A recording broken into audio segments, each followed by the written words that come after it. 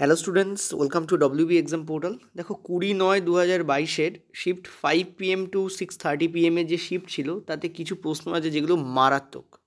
ঠিক আছে, রিয়েলি খুব মারাত্মক। মানে এই যে প্রশ্নটা তোমরা দেখছো, এই প্রশ্নটা যদি তোমরা কনসেপ্ট না জেনে পরীক্ষা হলে করতে যাও তাহলে ডেফিনেটলি প্রচুর সময় লেগে যাবে। তা আমি সেই জন্যই এই শিফটটাকে তুলে নিয়েছি। এছাড়াও এরকম বাঁকা বাঁকা কিছু শিফট আমি তোমাদের আগের দিন একটা তুলেছিলাম। ঠিক আছে, সো এই শিফটটা ভালো শিফট। এই শিফটের যে প্রথম যে নিউমেরিক্যাল সেটা দেখতে পাচ্ছ, এটা হচ্ছে question number 1। This is question number 1। ওকে, তো প্রশ্নটাকে আমি সলভ করে দেখাবো, তার আগে নিজেরা একবার ট্রাই করো।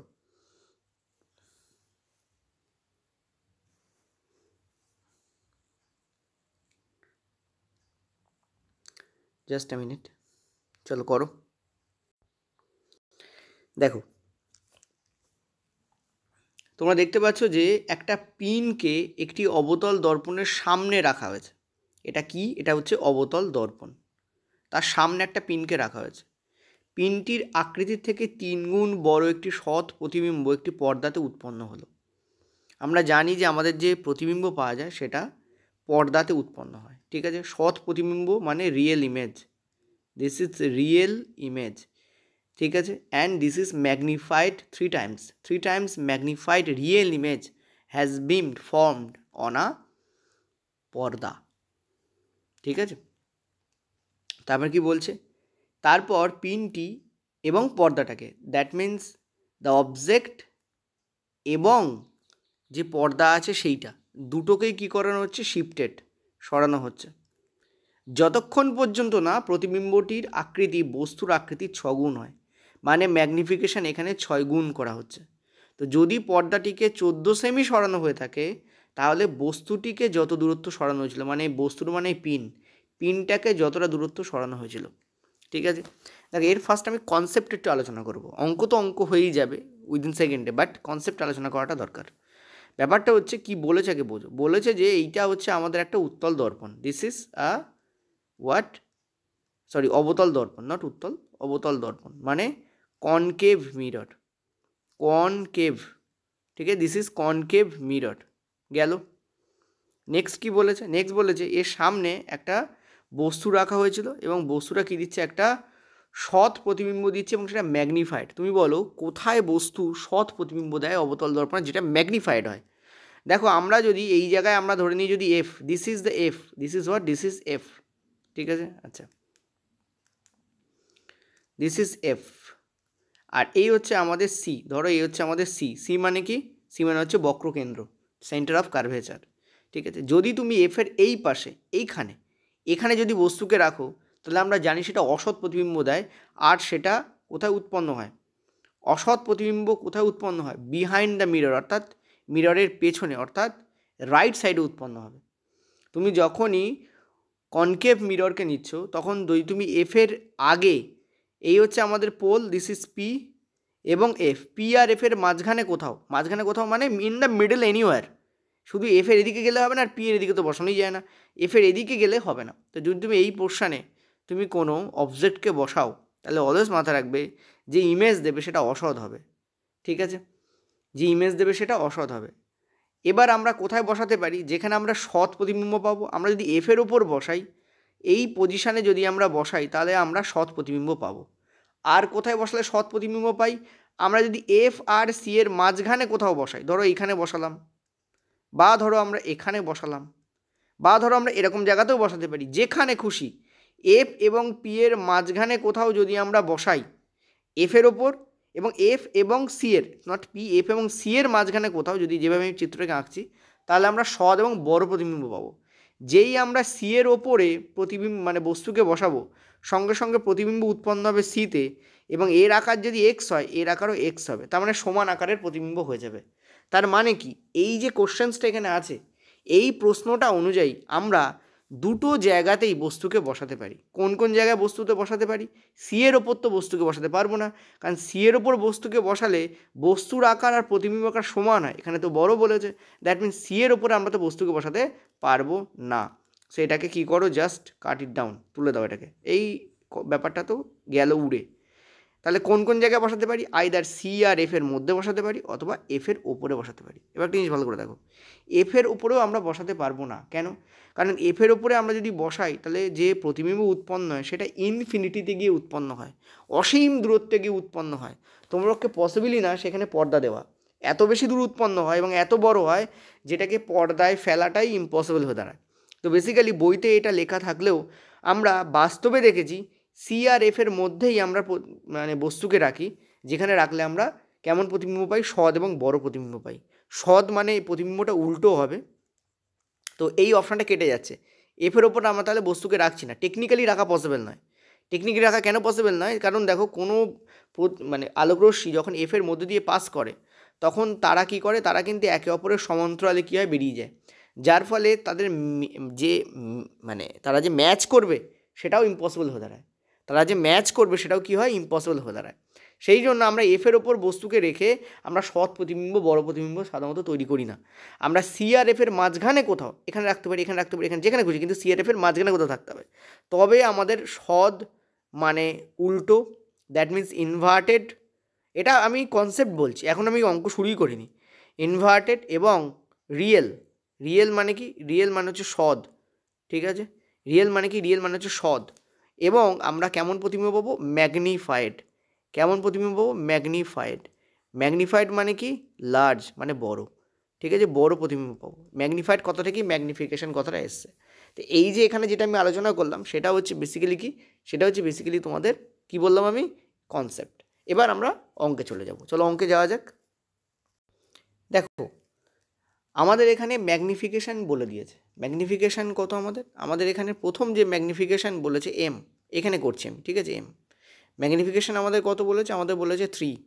এবার দেখো এখানে যেহেতু সদ্বিম্বের জন্য ম্যাগনিফিকেশান, তাহলে এটা কী হবে? -3 হবে। কারণ সদ্বিম্ব আমাদের উৎপন্ন হয় কোথায়? সদ্বিম্ব আমাদের কোথায় উৎপন্ন হয়? সদ্বিম্ব আমাদের উৎপন্ন হয় রাইট সাইডে, অর্থাৎ যে মিরর আছে তার সামনে উৎপন্ন হয়, দর্পণের সামনে উৎপন্ন হয় এবং সেটা প্রিন্সিপাল অ্যাক্সিসের তলায় উৎপন্ন হয়। সেই জন্য সদ্বিম্বের ক্ষেত্রে আমরা ম্যাগনিফিকেশান কি নেই? নেগেটিভে নেই।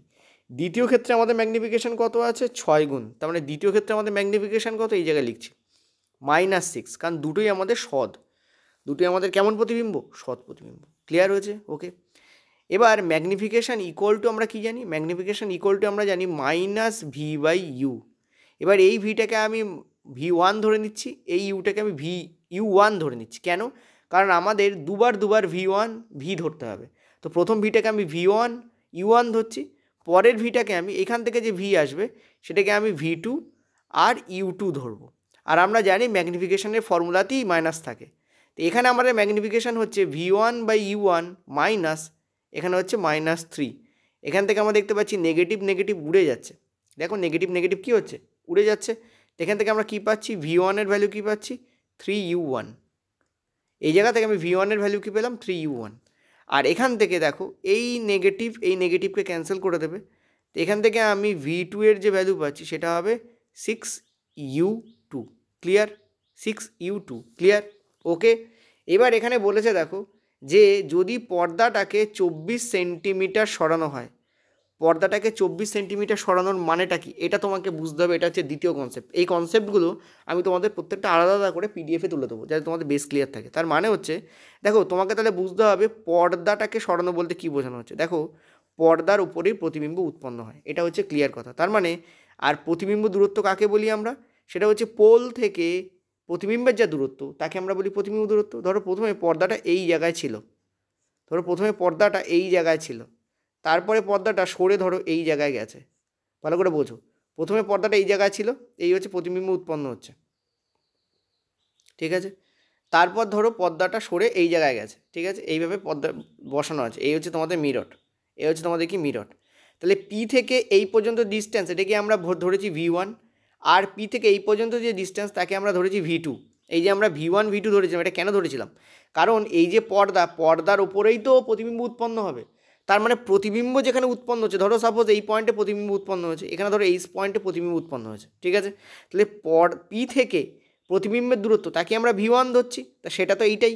তারপরে পর্দাকে ধরো এদিকে খানিকটা সরিয়ে নিয়ে যাওয়া হয়েছে বা সামনের দিকে সরিয়ে নিয়ে যাওয়া হয়েছে, যা খুশি এটা করা হয়েছে এবং তার ফলে দেখা গেছে যে এই জায়গায় আমরা প্রতিবিম্ব পাচ্ছি আমরা। তাহলে পর্দাটাকে যে সরানো হচ্ছে, অর্থাৎ এই যে পয়েন্ট থেকে এই যে পয়েন্ট, এই দুটোর মধ্যে যা দূরত্ব সেটা আমাদের কত বলেছে? 24 সেন্টিমিটার বলেছে। এটা হচ্ছে দ্বিতীয় কনসেপ্ট। প্রথম কনসেপ্ট যেটা আমি প্রথমে বলেছিলাম, এটা হচ্ছে দ্বিতীয় কনসেপ্ট। দ্বিতীয় কনসেপ্ট আমরা কী শিখলাম? এবার দেখো, তোমরা বললে অঙ্কটা কি এত বড়? বেসিক্যালি অঙ্কটা এত বড় না, এটা আমি আলোচনা করছি বলে বড় হচ্ছে। সব কনসেপ্টে তোমার মাথায় থাকবে, তাহলে উইদিন সেকেন্ড অঙ্ক হয়ে যাবে। ঠিক আছে, এগুলো তো কনসেপ্ট, যাদের কনসেপ্ট নেই তাদেরকে তো আমাকে বোঝাতে হবে, সেই জন্য তোমাদের করছি। তো এই হচ্ছে আমাদের পি। এই পি থেকে পর্দার যা ডিস্ট্যান্স সেটাই হবে প্রতিবিম্ব দূরত্ব, কারণ পর্দাতেই প্রতিবিম্ব উৎপন্ন হচ্ছে। আবার তুমি পর্দাকে সরাচ্ছ, পর্দাতেই প্রতিবিম্ব উৎপন্ন, এটা মনে রাখবে। তোমরা বললে স্যার দেয়ালে যে প্রতিবিম্ব উৎপন্ন হয়, ওই ক্ষেত্রে দেয়াল প্রতিবিম্বের পর্দার মতো কাজ করে। দেয়াল প্রতিবিম্বের পর্দার মতো কাজ করে, মানে দেয়ালটাই পর্দা ওখানে। ঠিক আছে, দেয়ালটাই কি? পর্দা। ক্লিয়ার হয়েছে? তো এই যে ডিস্ট্যান্সটা বলে দিয়েছি, এটা হচ্ছে 24 সেন্টিমিটার বলেছে। কত বলেছে? 24 সেন্টিমিটার। আর আমরা দেখো এখানে V1 ইকুয়াল টু 3U1 আর V2 ইকুয়াল টু 6U2 পেয়েছি। তাহলে আমরা কি এই জায়গায় এটাকে বসাতে পারি না? তা বসাই। 6U2 ইকুয়াল টু আমাদের কী হবে? 3U1, মানে 6U2 minus 3U1 equal to আমাদের 24 সেন্টিমিটার। এইটা হচ্ছে আমাদের কনসেপ্ট ছিল। ক্লিয়ার হয়েছে? ওকে, তো এই যেটা পেলাম আমি, শুধু এইটাকেই আমি লিখে রাখবো, বাকিগুলোকে কিন্তু মুছে দেবো আমি। ঠিক আছে, তোমরা পিডিএফে পেয়ে যাবে, চিন্তা নেই। দেখো, আমরা এখনও পর্যন্ত তিনটে জিনিস পেয়ে গেছি। V1 equal to 3U1, V2 equal to 6U2, আর 6U1 মাইনাস, সরি U1 হবে না, এটা 6U2 হবে, যেটা আমরা একটু আগে পেলাম। এটা মাইনাস 3U1 ইকুয়াল টু আমাদের 24 সেন্টিমিটার। কেন এটা পেলাম? কারণ আমরা জানি যে V2 minus V1 equal two 24। আমরা বেসিক্যালি কী করেছি? V2 এর মান এখানে বসিয়েছি, আর এখানে কি করেছি? V1 এর মান বসিয়েছি। বসিয়ে আমরা এখানে এই যে ইকুয়েশনটা, এটা আমরা পেয়েছি। ক্লিয়ার হয়েছে আশা করি? ওকে, নাও চলো এখানে এসো, এখানে এসো। এবার আমরা কি ইউজ করবো? এবার আমরা মিরর ফর্মুলা ইউজ করবো। আমরা মিরর ফর্মুলা কি জানি? 1/f ইকুয়াল টু, প্রথম ক্ষেত্রে কী হবে? 1/V1 প্লাস 1/U1, কারণ প্রথম ক্ষেত্রে V1 আর U1 ছিল। ঠিক আছে, আচ্ছা, এটা হচ্ছে 1 নম্বর কেস। 2 নম্বর কেসে আমাদের কী হবে? 1/f ইকুয়াল টু কী হবে? 1/V2 প্লাস 1/U2 হবে।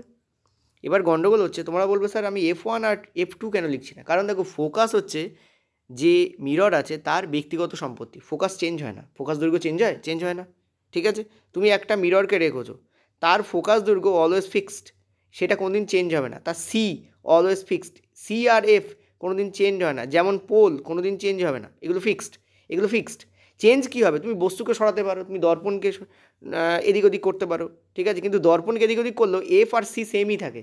কারণ দেখো, দর্পণ থেকে এই যে ডিস্ট্যান্স, দর্পণকে যদি এদিকে নিয়ে যাও, তাহলে এই ডিস্ট্যান্সটাও সরে আবার এখানে চলে আসবে, এই ডিস্ট্যান্সে সরে এখানে চলে আসবে, কিন্তু এই ডিস্ট্যান্সটা ফিক্স থাকবে। বোঝাতে পারছি? আর এফ ফিক্স মানে সিও ফিক্স। ঠিক আছে, ক্লিয়ার হলো? দেখো, সেই জন্য কিন্তু আমরা কি করি না? F1 F2 লিখি না, কারণ এফ হচ্ছে মিররের ব্যক্তিগত সম্পত্তি, ওটা আমরা চেঞ্জ করতে পারি না। ঠিক আছে, এখান থেকে আমরা কি দেখতে পাচ্ছি? এখান থেকে আমরা দেখতে পাচ্ছি 1/V1 plus 1/U1 equal to আমাদের হয়ে যাবে 1/V2 প্লাস 1/U2। কেন? কারণ দুটোই হচ্ছে 1/f এর ইকুয়াল টু। তাহলে 1/f এর যদি এটাও ইকুয়াল টু হয়, এটাও যদি 1/f এর ইকুয়াল টু হয়, তাহলে দুটো একে অপরের ইকুয়াল টু হবে। ইয়েস অর নো বলো? তা রাইট। তাহলে আমরা এখান থেকে কি লিখতে পারি? তাহলে আমরা এখান থেকে লিখতে পারি, এইটাকে আমি মুছে দিচ্ছি তোমাদের জন্য। তাহলে এখানে আমরা এইটা লিখে দিচ্ছি, 1/V1 plus 1/U1 equal to 1/V2 plus 1/U2। ঠিক আছে, এবার দেখো এখানে V1 এর মান কি আছে? এই দেখো, V1 এর মান আমরা এখান থেকে কত পেয়েছি? 3U1। এই দেখো, তোমাদের রাইট সাইড আছে, রাইট সাইডে এদিকে চলে যাও, কী পাচ্ছ? 3U1। তো V1 এর জায়গায় আমরা কী লিখতে পারি? 3U1 প্লাস, এখানে তো U1 লেখাই আছে। ওকে, V2 জায়গায় কী লিখতে পারি? এই যে V2 জায়গায় আমরা কী লিখতে পারি? আমরা লিখতে পারি 6U2 প্লাস 1/U2।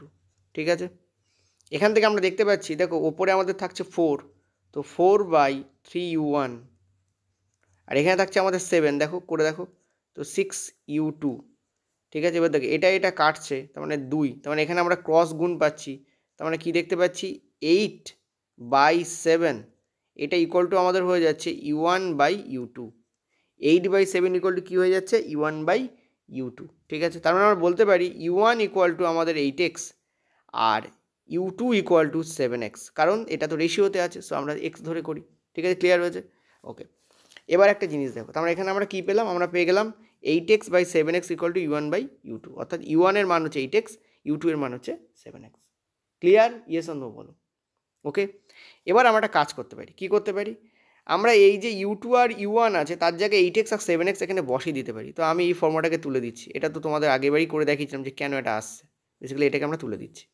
তো এই যে এখানে আমরা কী করছি, এই ফর্মুলাটা আমরা এখানে করছি। এখানে কী করছি, 6, দেখো u2 মানে কি, u2 মানে হচ্ছে 7x, তো 6 into 7x minus 3 into u1 মানে কত 8x, তো ইন্টু 8x ইকুয়াল টু আমাদের কত হচ্ছে 24। এখান থেকে x এর মান তুমি কী পাচ্ছ, এটা হচ্ছে 42, এটা হচ্ছে 24, তার মানে 18x। 18x এর ভ্যালু হচ্ছে 24, তাহলে x এর ভ্যালু কী হচ্ছে 24/18। ঠিক আছে, 24/18 কাটাকুটি করলে আমরা কী পাচ্ছি 4/3 পাচ্ছি। 6 দিয়ে কাটো, 4 ছক 24 আর 6 3 18, 4 আমরা কী পাচ্ছি 3 পাচ্ছি। এটাকে অ্যান্সার খেয়াল করো, এখানে 4/3 আছে, বাট এটা অ্যান্সার নয় এখনও।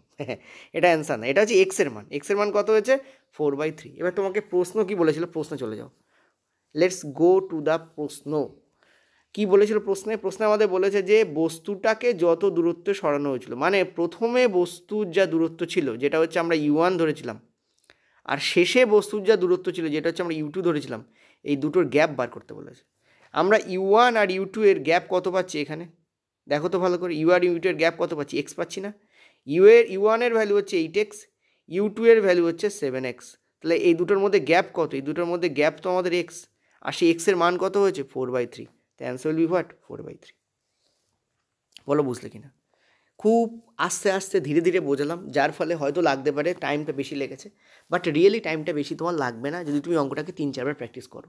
বোঝাতে পারলাম আমি আরেকবার বলে দিচ্ছি, প্রথম থেকে আরেকবার বলছি। চলো, এই স্লাইডটাকে আমি নিয়ে নিয়েছি। এই স্লাইডে তোমাদের একটু ভুল ছিল এই জায়গাটা, এটা 6u2 হবে, এই যে 6u2। ঠিক আছে, দেখো কি হয়েছে আবারও বলি, প্রশ্নটাকে পড়ো।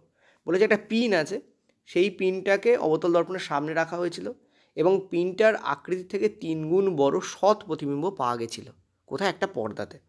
এবার পরের বার কী করা হচ্ছে, পিনটাকেও সরানো হচ্ছে, পর্দাটাকেও সরানো হচ্ছে, অর্থাৎ বস্তুকেও সরানো হচ্ছে, আর যেখানে প্রতিবিম্ব উৎপন্ন হচ্ছে সেই পর্দাটাকেও কী করা হচ্ছে, ইটসেলফ তাকেও সরানো হচ্ছে, এবং ততক্ষণ পর্যন্ত সরানো হচ্ছে যতক্ষণ না আমরা একটা 6 গুণ বেশি বড় প্রতিবিম্ব পাচ্ছি এবং সেটা সৎ প্রতিবিম্ব উৎপন্ন হচ্ছে, অর্থাৎ উল্টো প্রতিবিম্ব পাচ্ছি কিন্তু বস্তুর থেকে 6 গুণ বড়, মানে ম্যাগনিফিকেশন উইল বি 6।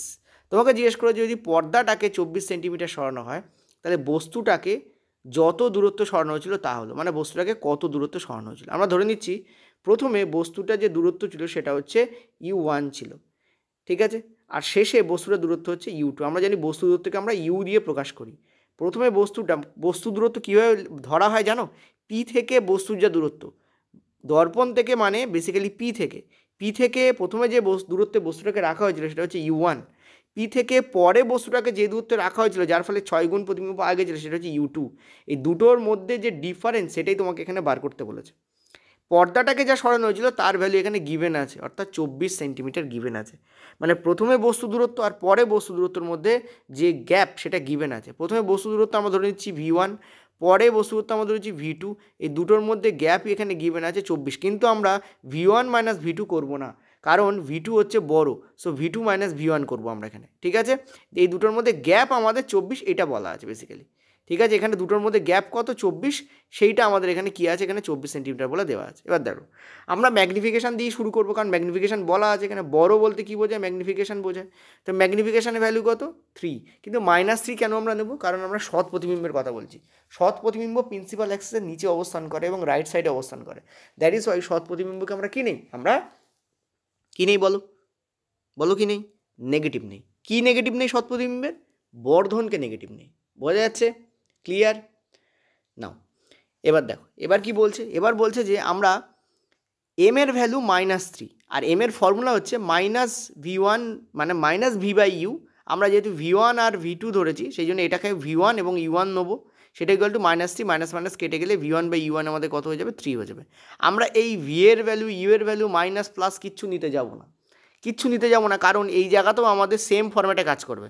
সো আমরা নর্মাল যা যা ভ্যালু আছে সেটাকে লিখে করার চেষ্টা করব।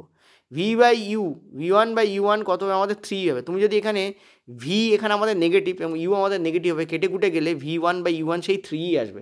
সেখানে আমরা নেগেটিভ পজিটিভ কিচ্ছু নেবো না, জাস্ট ফর্মুলার নেগেটিভটাকে নিয়েছি এখানে। এম এর যে ভ্যালু দর্পণের ম্যাগনিফিকেশন যে ফর্মুলা সেখানেই আমরা নেগেটিভ পাই। সিমিলারলি এখানেও আমরা কী বার করেছি, V2 by U2 equal to কী বার করেছি, 6 বার করেছিলাম ম্যাগনিফিকেশন। এবার দেখো এখান থেকে আমরা কী পেয়ে যাচ্ছি, V2 এর ভ্যালু কী পাচ্ছি, এটাকে এদিকে গুণ করে দাও তো 6U2 পাচ্ছি। ঠিক আছে, তো এখানে আমরা তিনখানা জিনিস পেয়েছিলাম, একটা হচ্ছে এইটা, দুই হচ্ছে এইটা, তিন হচ্ছে আমরা এইটাকে পেয়েছিলাম। এটা কী করে পেলাম, এটা দেখতে পাচ্ছি V2 minus V1 equal two 24, তার মানে V2 এর ভ্যালু 6U2 আর V1 এর ভ্যালু 3U1, সো এটারও বিয়োগ করলে আমরা 24 সেন্টিমিটারই পাবো, কারণ এটা ইকুয়াল টু এটা আর এটা ইকুয়াল টু এটা। ক্লিয়ার হয়েছে? এটা কি ছিল আমাদের প্রথম ধাপ। কেন আমি 20-25 মিনিট নষ্ট করছি একটা অঙ্কের পিছনে, যাতে তোমরা কনসেপ্টটাকে বোঝো আর অঙ্কটাকে করতে পারো নিজেরা। আমার ভিডিও এতক্ষণ বোঝালাম, বিশাল সময় গেছে স্যার, স্যার খুব বকে, ফালতু বকবক করে, ওকে গুড টু গো। নিজেরা অঙ্কটাকে করে দেখো তো একটুখানি, ভিডিওটা পজ করো, অঙ্কটাকে করিয়ে দিলাম তো, তাও করো। বোঝা যাচ্ছে? তাহলে বুঝতে পারবে কেন বকি আমি। এবার চলো, এবার নেক্সট স্টেপটায় চলো। আচ্ছা, এরপরে কী করলাম, এরপরে আমরা যে 1/f equal to 1/v plus 1/u অর্থাৎ মিরর যে ফর্মুলা আছে সেটা ইউজ করলাম। দেখলাম একবার 1/f ইকুয়াল টু এটা বেরোচ্ছে, আরেকবার 1/f ইকুয়াল টু এটাই বেরোচ্ছে। দুটোই যেহেতু 1/f এর ভ্যালু, তো দুটোকে ইকুয়াল করে দাও। ঠিক আছে, তো দুটো ইকুয়াল করে আমরা এখানে ভ্যালু কী পেলাম, ভ্যালু পেলাম U1/U2 ইকুয়াল টু পেলাম 8/7। এটা রেশিওতে আছে, এদের রিয়েল ভ্যালু তাহলে এক্স ধরে করি আমরা, তো 8x আর 7x। হ্যাঁ, এই ফিজিক্সে একটু এক্স ধরতে হয়, কিচ্ছু করার নেই। ঠিক আছে, ফিজিক্স ম্যাথের বাবা ঠাকুরদা, দাদার পর দাদা। তো তারপর কী হচ্ছে, তারপর যেটা হচ্ছে সেটা হচ্ছে এই যে ফর্মুলা আমরা প্রথমে বের করেছিলাম, সেখানে আমরা এই U2 আর U1 এর মান পুট করলাম। আমরা দেখলাম U2 এর মান হচ্ছে 7x আর U1 এর মান হচ্ছে 8x। তো পুট করে তো এখান থেকে x এর মান কী পেলাম, 4/3। এবার দেখো এখানে আমাদের বার কী করতে বলেছিল, বার করতে বলেছে বস্তুটাকে যত দূরত্ব সরানো হয়েছিল, মানে একটা বস্তুর পজিশান ছিল সেটা হচ্ছে U1, তাকে সরিয়ে U2 পজিশানে নিয়ে যাওয়া হয়েছিল, তো কতটা সরানো হয়েছিল সেটা বার করতে বলেছে, মানে এদের গ্যাপ বার করতে বলেছে। আমি বিয়োগফল বলছি না, কিন্তু গ্যাপ বলেছি। ঠিক আছে, তো U1 এর মান 8x, U2 এর মান হচ্ছে 7x, দুটোর মধ্যে গ্যাপ কত আমরা দেখতে পাচ্ছি x। x এর ভ্যালু কী আসছে এখানে, 4/3, এত centimetre. This will be the correct answer. ঠিক আছে, তোমরা বলো এই অঙ্কটা তোমরা বুঝলে, এই অঙ্কটাতে কোথাও কি বুঝতে অসুবিধা হয়েছে? অসুবিধা হয়নি, কিন্তু যে একটু মন দিয়ে বুঝেছো তাকে তো অসুবিধা হয়নি। আসলে বেশিরভাগ পাবলিক হচ্ছে হেরে যাওয়া পাবলিক, অঙ্ক দেখার আগেই বলে ভাই স্কিপ করে দেবো। সে তো স্কিপ তুমি পরীক্ষা হলে করো, এখন তো করো। এটা তোমার কনসেপ্ট বিল্ড আপ করবে, তোমার কনসেপ্টকে এটা বিল্ড আপ করবে, ফলে এটা করাটা প্রয়োজন। ওখানে বসে ছেড়ে দিও সেটা পরের কথা, এখানে করাটা প্রয়োজন। এই কনসেপ্টের উপর বেস করে আরও সোজা প্রশ্ন দিতে পারে, তুমি তাও করে আসতে পারবে না যদি তোমার কনসেপ্ট ক্লিয়ার না থাকে। ঠিক আছে, আগে ছাড়তে প্রস্তুত, মানে আগে হেরে যেতে প্রস্তুত, তাহলে তুমি জিতবে কী করে? চলো, এটা হচ্ছে ওই শিফটেই পড়া দ্বিতীয় প্রশ্ন আমি তোমাদের জন্য বেছে নিয়েছি। দারুণ প্রশ্ন, ঠিক আছে, সত্যি কথা বলতে শিফটটা মানে করার পরে ভালো লেগেছে আমার, দারুণ প্রশ্ন। বলেছে ধরুন একজন দাঁতের ডাক্তার একটি গোলীয় দর্পণ ব্যবহার করেন, যার ফলে একটি 5 গুণ বিবর্ধিত সমশীর্ষ প্রতিবিম্ব তৈরি হয়। তাহলে বস্তুর দূরত্ব D0 এর সাপেক্ষে বক্র ব্যাসার্ধ কত হবে? মানে এখানে বস্তু দূরত্বকে একটা হেভি ফরম্যাটে লিখে দিয়েছে, তোমাদের যাতে ভয় টয় লাগে। এখানে একটা ডাইনোসরের ছবি এঁকে দিলে পারতো রেল, তাহলে আরও ভয় লাগতো। D0 লিখে দিয়েছে, কিছু না, এখানে XYZ না লিখে D0, কালকে হয়তো এখানে লিখে দিতে পারে P ল্যামডা, এরম লিখে দিতে পারে। ঠিক আছে, বস্তু দূরত্ব P ল্যামডা হলে তার সাপেক্ষে বক্র ব্যাসার্ধ নির্ণয় করো। তো এরম রেলের কাজ কারবার, রেল কী করতে, রেল এরম উল্টোপাল্টা কিছু করে। ঠিক আছে, তো যাই হোক, চলো এসব ফালতু জিনিস বাদ দাও। তো আমাদের এখানে এই প্রশ্নটাকে আমরা সলভ করবো। নাও, কী করে সলভ করবো দেখো, নিজেরা ট্রাই করো, আমি করার আগে ভিডিওর আগে পজ করে নিজেরা ট্রাই করো। এখানে কি বলেছে, 5 গুণ বিবর্ধিত সমশীর্ষ প্রতিবিম্ব, তার মানে হচ্ছে সোজা প্রতিবিম্ব। আর সোজা প্রতিবিম্ব কেমন হয় রে বাবা, অসৎ হয়। তার মানে this is virtual image, this is what, this is virtual image. এবং শুধু ভার্চুয়ালই নয়, দিস ইজ ম্যাগনিফাইড। ম্যাগনিফাইড মানে কি, বিবর্ধিত, অর্থাৎ বড় সড়ো, অর্থাৎ প্রকৃত বস্তুর থেকে বড় প্রতিবিম্ব এখানে তৈরি হচ্ছে। ঠিক আছে, তো আমরা m ইকুয়াল টু -v/u জানি, ম্যাগনিফিকেশনের ফর্মুলা। ঠিক আছে, এবার এখানে m নেগেটিভ না পজিটিভ হবে, তোমরা বলো। পজিটিভ হবে। কেন পজিটিভ হবে? কারণ অসৎ প্রতিবিম্ব প্রিন্সিপাল অ্যাক্সিসের ওপরে উৎপন্ন হয়, ফলে ম্যাগনিফিকেশান নেগেটিভ না পজিটিভ হবে। এখানে আমরা মানে m এর মান 5 নেব। আর ভি এর মান আমরা কী নেব, দেখো ভি আমাদের রাইট সাইডে উৎপন্ন হয়। ভি আমাদের কোন সাইডে উৎপন্ন হয়, অসৎ প্রতিবিম্ব না, অসৎ প্রতিবিম্বে ভি আমাদের রাইট সাইডে উৎপন্ন হয়। পয়েন্ট টু বি নোটেড, অসৎ প্রতিবিম্বে ভি আমাদের কোন সাইডে উৎপন্ন হয়? রাইট সাইডে উৎপন্ন হয়। তো ভি বেসিক্যালি আমরা কেমন নেবো? ভি আমরা পজিটিভ নেবো। এখানে তো পজিটিভই লেখা আছে, কিছু নেই মানে পজিটিভ, ঠিক আছে। আচ্ছা এইটা কি? এটা হচ্ছে সূত্রের মাইনাস, এটা কিন্তু ভি এর মাইনাস নয়। আচ্ছা ইউ আমরা কেমন নেবো? ইউ আমরা নেগেটিভ নেবো, কারণ আমরা জানি আমরা দর্পণ হোক বা লেন্স হোক ইউ এর মান আমরা নেগেটিভ নেই, কারণ কি ইউ সবসময় বাম দিকে বসে, ইউ অলওয়েজ নেগেটিভ। সো আমরা এখানে কী নেবো? ইউ এর মান নেগেটিভ নেবো। এই নেগেটিভকে খতম করে দিচ্ছে, তার মানে আমরা এখানে বেসিক্যালি কী পাচ্ছি? ভি বাই ইউ ইকুয়ালটা আমরা কী পাচ্ছি? 5 পাচ্ছি। Good to go? বলো এটা বুঝলে কিনা।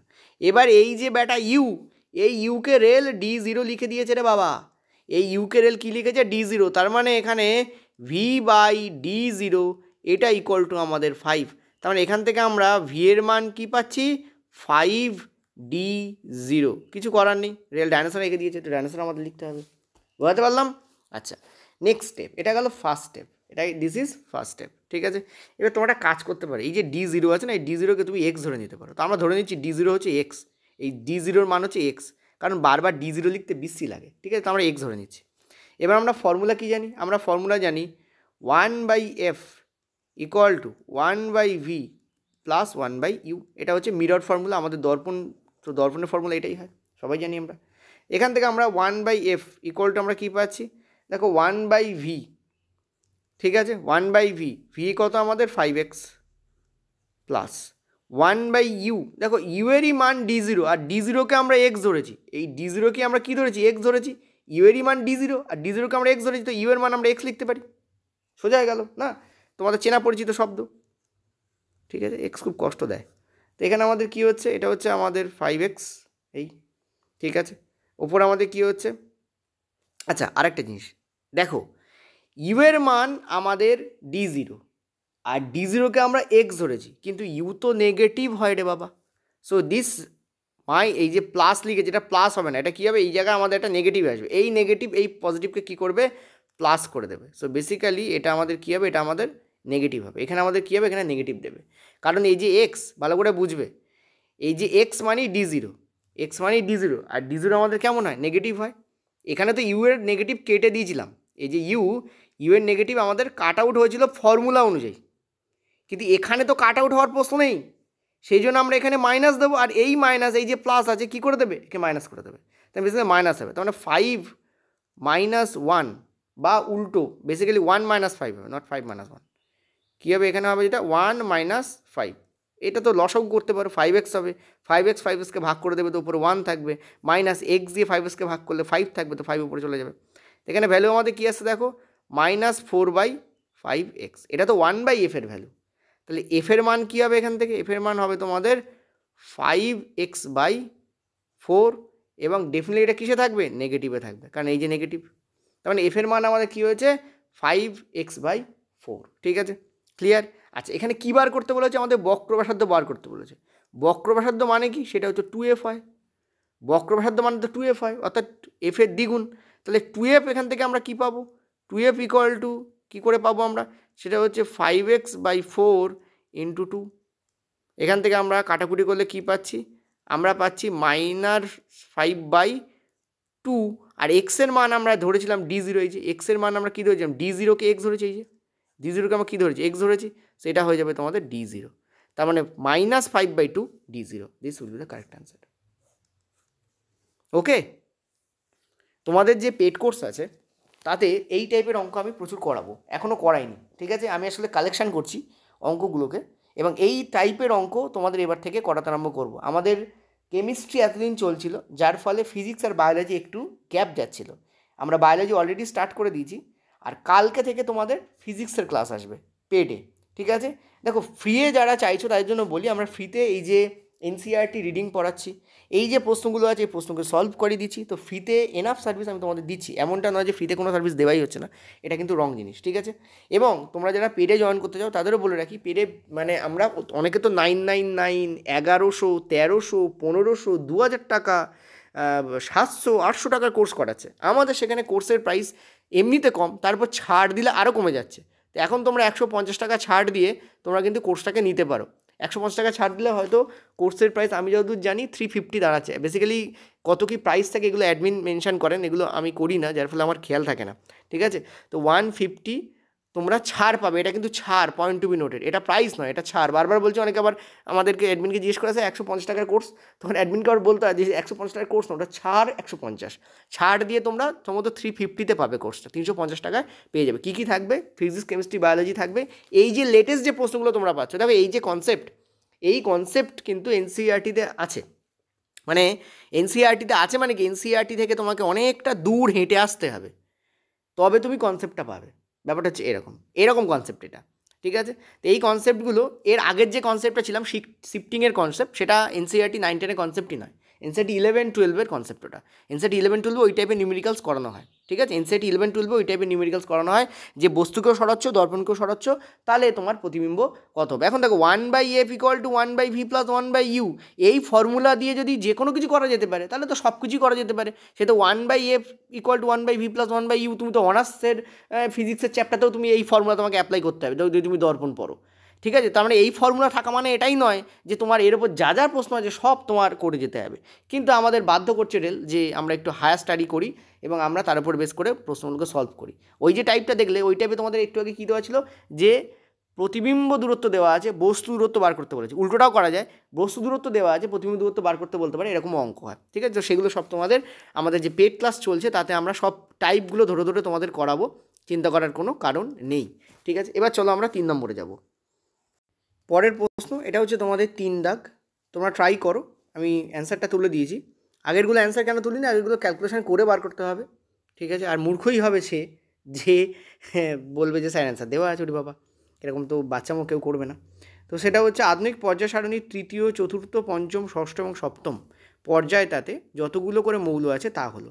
আমি অনেকটা সময় ওই দুটো অঙ্কের পেছনে ইচ্ছা করেই দিয়েছি, যাতে তোমাদের কনসেপ্টটা বিল্ড আপ হয়। ঠিক আছে, প্লিজ দয়া করে কেউ ভেবো না যেটা ইচ্ছা করে দেওয়া হয়েছে, ফালতু দেওয়া হয়েছে। ফালতু দেওয়া হয়নি, ওই কোশ্চেন দুটোকে করানো হয়েছে, তা সত্ত্বেও তোমরা দেখো একবার ভিডিওটা পজ করে কোশ্চেন দুটোকে আবার নিজে খাতায় লিখে ট্রাই করো, দেখবে তোমার অসুবিধা হয়ে যাবে। ঠিক আছে, ব্যাপক কনসেপচুয়াল প্রশ্নগুলো। তো এটা অ্যান্সার কী হবে আমরা জানি, লাস্ট এটা অ্যান্সার হবে 8, 18, 18, 32, 32। ঠিক আছে, চলো দেখে নাও, কারণ এখানে দ্বিতীয় শ্রেণী নেই, তৃতীয়, চতুর্থ রয়েছে। ঠিক আছে, চলো দেখো। ইয়েস, অ্যান্সার হচ্ছে তোমাদের লাস্ট ওয়ান অ্যান্সার। আমরা জানি যে আমাদের যে দ্বিতীয় পিরিয়ড আছে, পি ফর পিরিয়ড, তাতে আমাদের 2টো থাকে। আমরা জানি আমাদের যে থার্ড যে পিরিয়ড, তাতে কটা থাকে, 8টা থাকে। আমাদের যে 4th পিরিয়ড, তাতে কটা থাকে, 18টা থাকে। 5th পিরিয়ড, তাতেও 18টা থাকে। 6th পিরিয়ড, তাতেও তোমাদের থাকে হচ্ছে 32টা। আর আমাদের 7th পিরিয়ড, তাতে তোমাদের কটা থাকে, 32টা থাকে। ঠিক আছে, এই হচ্ছে ব্যাপার। আমাদের টোটাল 7টা পিরিয়ড থাকে, আমরা জানি 1 থেকে 7। ঠিক আছে, এবার একটা জিনিস ভালো করে দেখো, এইগুলো কীভাবে মনে রাখবে জানো, তোমরা ভালো করে দেখো। আমাদের যে ফার্স্ট যে, এবার তোমাদের বলি, তোমরা হয়তো আধুনিক পর্যায় সারণী পড়তে চাইবে না, কারণ তোমরা জানো আধুনিক পর্যায় সারণী এবারে সিবিএসসির যে সিলেবাস আছে তার থেকে টোটালি চ্যাপ্টারকে বাদ দেওয়া হয়েছে। বাট আমি তোমাদের বলবো একটুখানি পড়ে যেও, কারণ বলা যায় না, যদি বাই চান্সের তো কোনো মান নেই। ঠিক আছে, আধুনিক পর্যায় সারণীর যে দ্বিতীয় যে গ্রুপ আছে, ঠিক আছে, দ্বিতীয় যে পিরিয়ড আছে, just a minute, actually first and second, just a minute, একটু ভুল লেখা হয়েছে, সরি ফর দ্যাট। ফার্স্ট পিরিয়ডে আমি খেয়াল করিনি, ফার্স্ট পিরিয়ডে আছে তোমাদের 2টো, সেকেন্ড পিরিয়ড আছে তোমাদের 8টা। ঠিক আছে, সেকেন্ড পিরিয়ডে কটা আছে, 8টা আছে, এটা হচ্ছে কারেক্ট। ঠিক আছে, আমি খেয়াল করিনি। ফার্স্ট পিরিয়ডে তোমাদের আছে 2টো, সেকেন্ড পিরিয়ডে তোমাদের কটা আছে, 8টা। ফার্স্ট পিরিয়ডে 2টো কী কী আছে, একটা হচ্ছে হাইড্রোজেন, 2 হচ্ছে হিলিয়াম। ঠিক আছে, সেকেন্ড পিরিয়ডে কী কী আছে, lithium, barium, boron, carbon, nitrogen, oxygen, fluorine, neon, এসবগুলো আছে। ঠিক আছে, ওকে, মানে বেরিলিয়াম। আচ্ছা, যাই হোক, এবার একটা জিনিস বলি তোমাদের, এই যে 2, 8 কী করে আসে, দেখো এই যে হাইড্রোজেন আর হিলিয়াম, তার মধ্যে হাইড্রোজেনের শেষ কক্ষপথে থাকে একটা, আর হিলিয়ামের শেষ কক্ষপথে থাকে কটা, 2টো। এই যে শেষ কক্ষপথে কতগুলো ইলেকট্রন তুমি রাখতে পারছো, সেটাই হচ্ছে এখানে ততগুলো মৌল এখানে রাখা হয়। যেমন তুমি যদি হাইড্রোজেন আর হিলিয়ামকে দেখো, হাইড্রোজেনের তো একটাই থাকে, ওই জন্য ওকে ধরো না। হিলিয়ামকে দেখো, হিলিয়ামের শেষ কক্ষপথে 2টো থাকে। ঠিক আছে, সো 2টো মৌল আমরা পিরিয়ড নম্বর 1-এ রেখেছি। সেকেন্ড কক্ষপথে আমাদের যতগুলো মৌল আছে দেখবে, লাস্ট যে শেল, তাতে দেখবে 8টা ইলেকট্রন অ্যাড হচ্ছে। সর্বোচ্চ কটা ইলেকট্রন অ্যাড হতে পারছে? 8টা ইলেকট্রন তাতে অ্যাড হতে পারছে। ঠিক আছে, বোঝা গেল কি বললাম? বলো এটা বুঝছো কিনা, বলো এটা বুঝছো কিনা? অ্যাকচুয়ালি লাস্ট কক্ষপথ নয়, সেকেন্ড কক্ষপথের। সেকেন্ড কক্ষপথ কেন বলছি দেখো আমি বলে দিই। সেটা হচ্ছে, যেমন তুমি একটা এক্সাম্পল নাও, বেটার বুঝতে পারবে। যেমন ধরো তুমি এক্সাম্পল নিলে, ধরো অ্যালুমিনিয়ামের এক্সাম্পল নাও। ঠিক আছে, আমাদের সেকেন্ড যে পিরিয়ড আছে তাতে আমরা অ্যালুমিনিয়াম পাই। অ্যালুমিনিয়াম ইলেকট্রন মানে কতগুলো ইলেকট্রন থাকে? 13টা ইলেকট্রন থাকে। কীভাবে সাজাই আমরা? 2, 8, 3 সাজাই। এই যে 8 পাচ্ছি না, সেকেন্ড।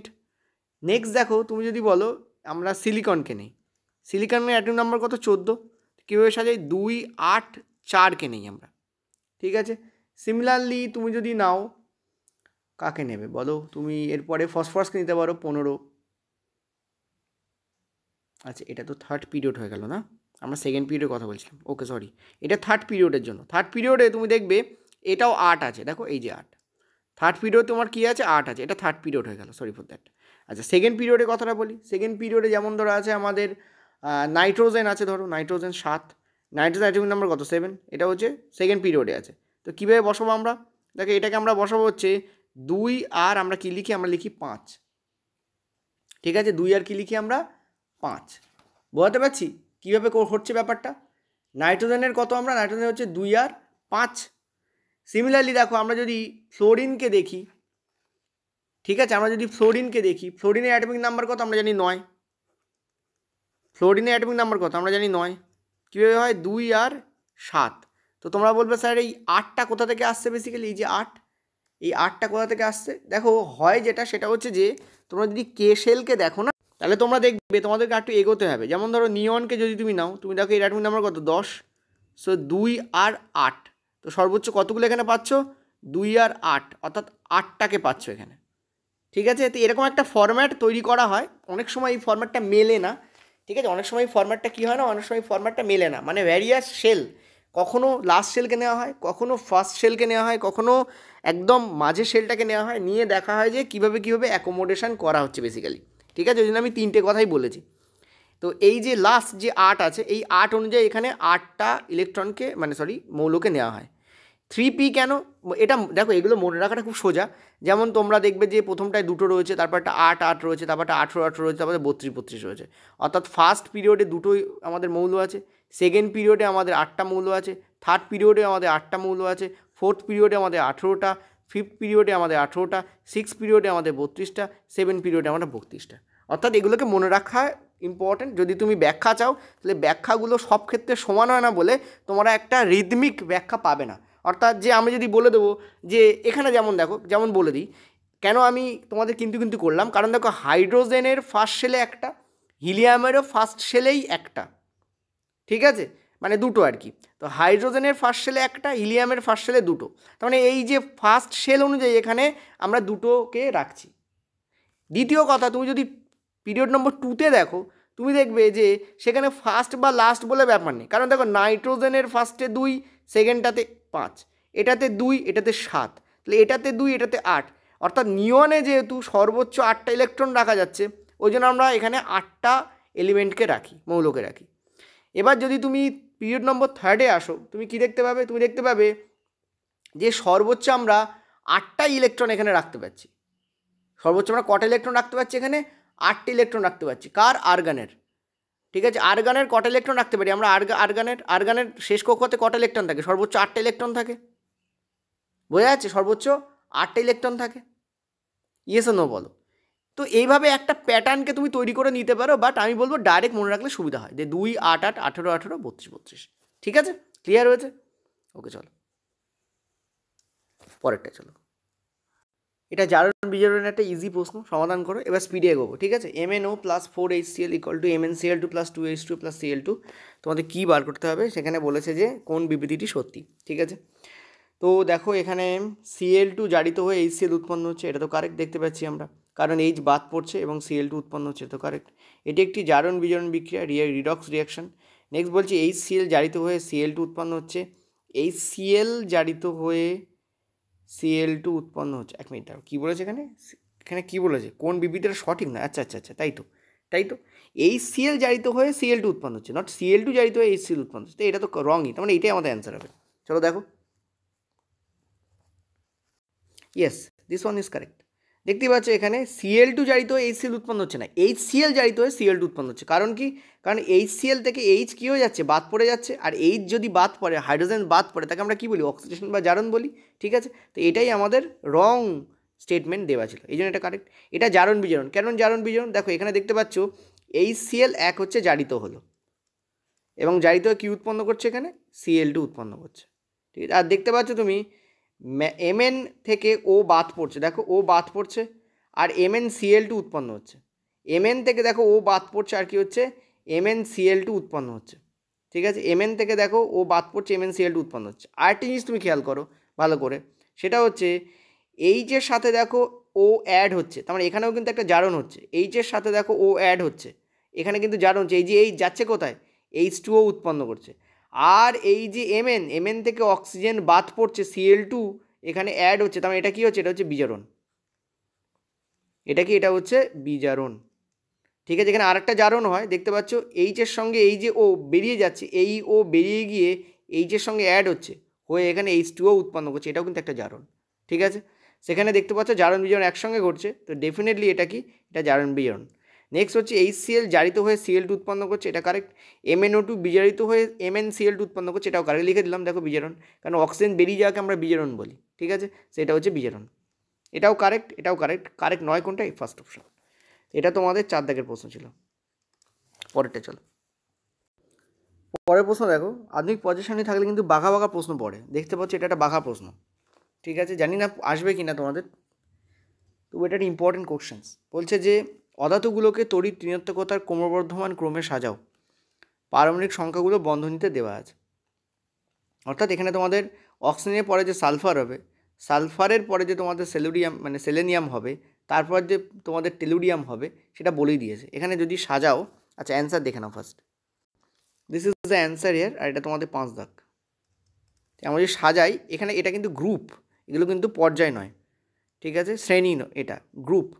এখানে দেখতে পাচ্ছ প্রথমে অক্সিজেন থাকবে, তারপর সালফার থাকবে, তারপর সেলেনিয়াম থাকবে, তারপর টেলুরিয়াম থাকবে, এ হচ্ছে হবে। এটা হচ্ছে আমাদের 8, এটা হচ্ছে আমাদের সালফার 16, এটা হচ্ছে আমাদের 34, এটা হচ্ছে আমাদের 52। আচ্ছা, তোমরা জানো যে যত আমরা নিচের দিকে যাই, পয়েন্ট টু বি নোটেড, যত কি বলেছে এখানে, ক্রমবর্ধমান হিসাবে সাজাতে বলেছে।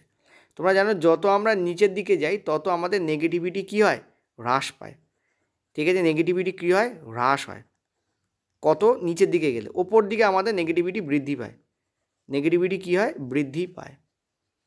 ঠিক আছে, তোমাদের কী জিজ্ঞেস করেছে, তড়িৎ ঋণাত্মকতার ক্রমবর্ধমান ক্রমে সাজাতে বলেছে। তার মানে সব থেকে বেশি তড়িৎ ঋণাত্মক কী, অক্সিজেন, তারপর কী হবে, সালফার, তারপর কী হবে, সেলেনিয়াম, তারপর কী হবে, টেলুরিয়াম। তো এটা কি উল্টে দিয়েছে এখানে, এখানে দেখো এটা এই ভ্যালুটা কি জাস্ট উল্টে লিখেছে, এটা কি লেখা আছে, উল্টে লেখা রয়েছে। ঠিক আছে, তো correct answer will be this. পরেরটা চলো, নেক্সট প্রশ্ন বলেছে যে সবুজিরা, আচ্ছা সরি এটার তোমাদের অ্যান্সার তোলা হয়নি, রিয়েলি সরি ফর দ্যাট, এটা 6 দাগের প্রশ্ন ছিল।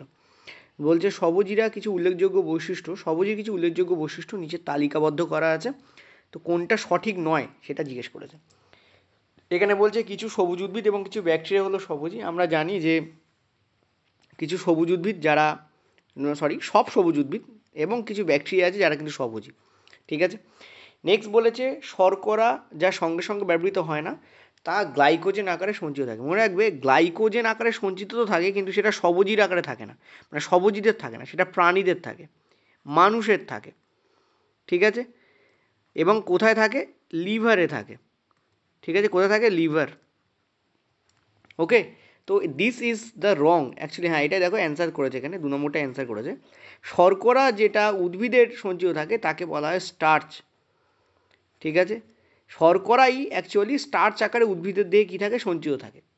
ঠিক আছে, অ্যাকচুয়ালি কার্বোহাইড্রেট যেগুলো সঙ্গে সঙ্গে ব্যবহার হচ্ছে না, সেটা উদ্ভিদ স্টার্চ আকারে সঞ্চিত করে।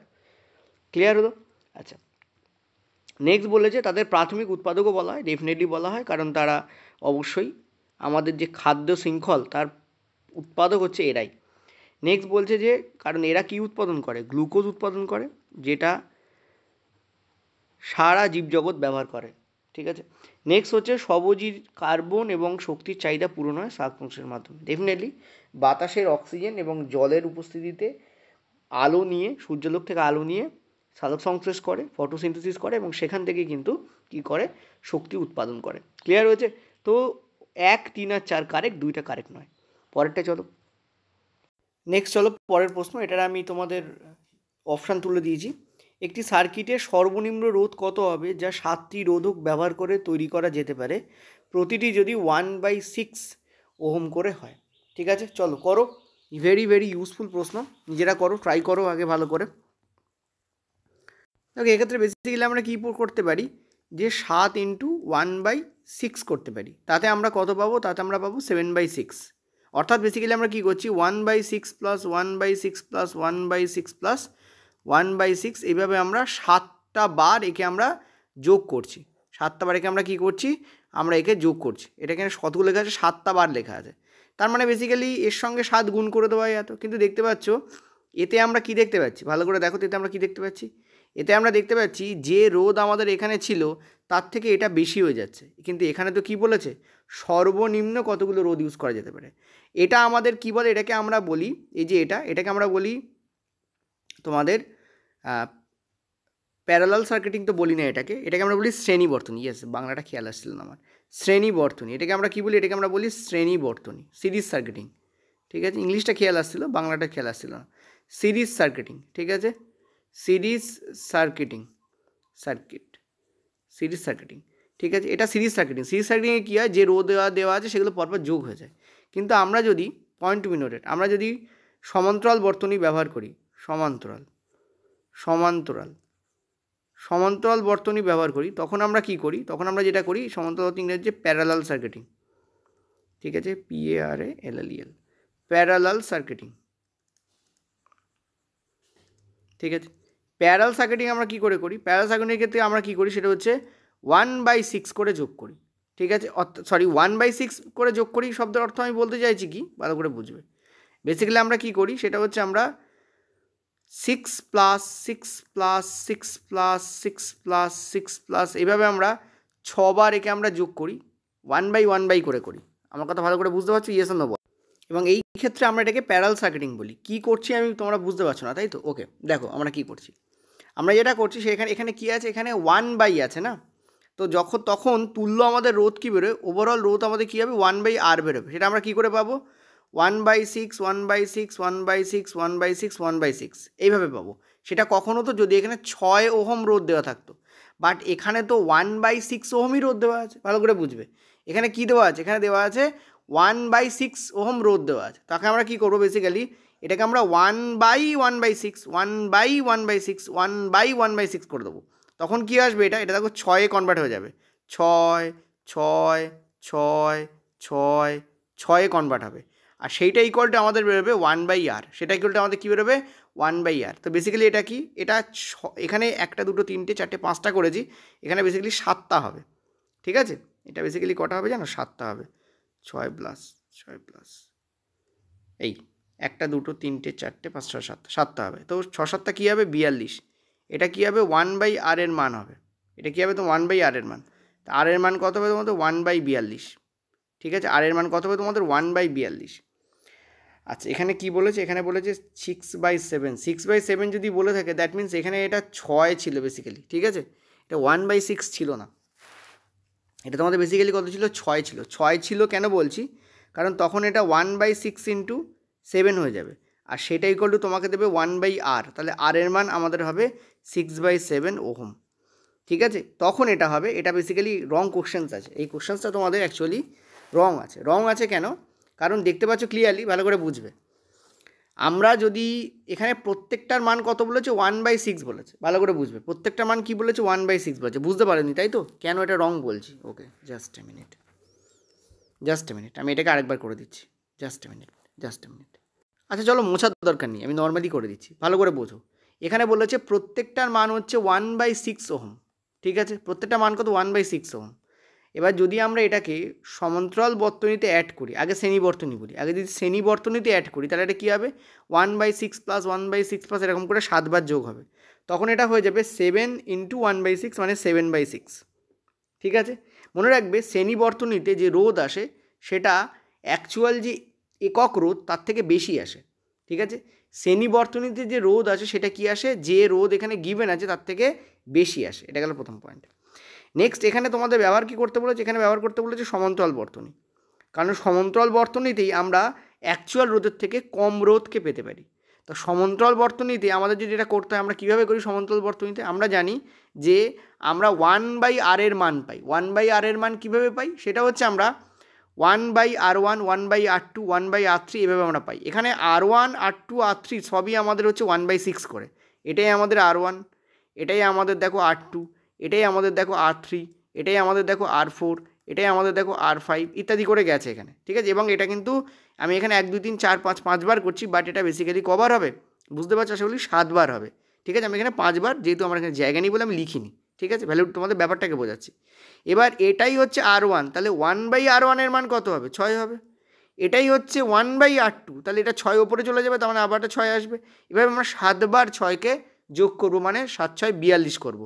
এটা হচ্ছে 1/r এর মান, তাহলে r এর মান কত হবে, 1/42 হবে। কিন্তু এখানে দেখো একটাতেও সেই ভ্যালু দেওয়া নেই, তার মানে বেসিক্যালি কী করেছিল, এখানে একটা 1/6 নয়, এটা নিয়েছিল 6। যদি 6 হয় তখন কি হবে, 1/6 × 7 হবে, কারণ 6কে উল্টে দিলে আমরা পাবো 1/6 এবং সেটাই 7বার যোগ হবে। তার মানে 7 ইন্টু মানে 1/6 × 7 হবে, সেটা ইকুয়াল টু 1/r এর মান হবে, তখন r এর মান হয়ে যাবে 6/7। তখন এই অ্যান্সারটা কারেক্ট হবে। বোঝাতে পারলাম আমি, ক্লিয়ার হয়েছে? তার মানে এই যে ভ্যালুটা এটা অ্যাকচুয়ালি নেওয়া উচিত ছিল 6, নট 1/6। চলো পরেরটা। নেক্সট প্রশ্ন দেখো, বলেছে ধরা যাক একটি বৈদ্যুতিক কেটলি আছে, 1.5 কিলোওয়াট বৈদ্যুতিক শক্তি খরচ করে। যখন এটি 240 ভোল্টে চালিত হয়, তাহলে ব্যবহৃত ফিউজ তারের রেটিং কী হবে? দেখো জিজ্ঞেস করেছে ফিউজ তারের রেটিং, অথচ দিয়েছে এটা অ্যাম্পিয়ারে। ঠিক আছে, এটা আমাদের 8 দাগের প্রশ্ন। তো কীভাবে সলভ করবো, দেখো আমরা জানি পাওয়ার সেটা ইকুয়াল টু কী আমাদের, আমরা জানি V × I। ঠিক আছে, এখানে পাওয়ার কত দেওয়া রয়েছে 1.5। তো মনে রাখবে পাওয়ার নর্মালি ওয়াটে থাকে, তার মানে এই যে 1.5 কিলোওয়াট আছে এটাকে আমাকে কনভার্ট করতে হবে ওয়াটে। কিলোগ্রাম থেকে গ্রামে কনভার্ট করার জন্য যেমন আমরা 1000 দিয়ে গুণ করি, তেমন কিলোওয়াট থেকে ওয়াটে কনভার্ট করার জন্য আমরা কী করবো, একে 1000 দিয়ে বেসিক্যালি গুণ করে দেবো। আর ভোল্ট আমাদের কত আছে 240, আর আই আমাদের যেটা বার করতে হবে। এখান থেকে আমরা কী দেখতে পাচ্ছি, এই দশমিকের জন্য একটা শূন্য উড়ে বেরিয়ে যাবে, এই শূন্য উড়ে বেরিয়ে গেল। এটা 15 মানে হচ্ছে এটা 5, এটা হচ্ছে 8, 3 দিয়ে কাটছি। সিমিলারলি এটাও কাটছে তোমাদের 2 5 2 4, তার মানে 5 5 25, 25/4 ইকুয়াল টু তোমাদের আই।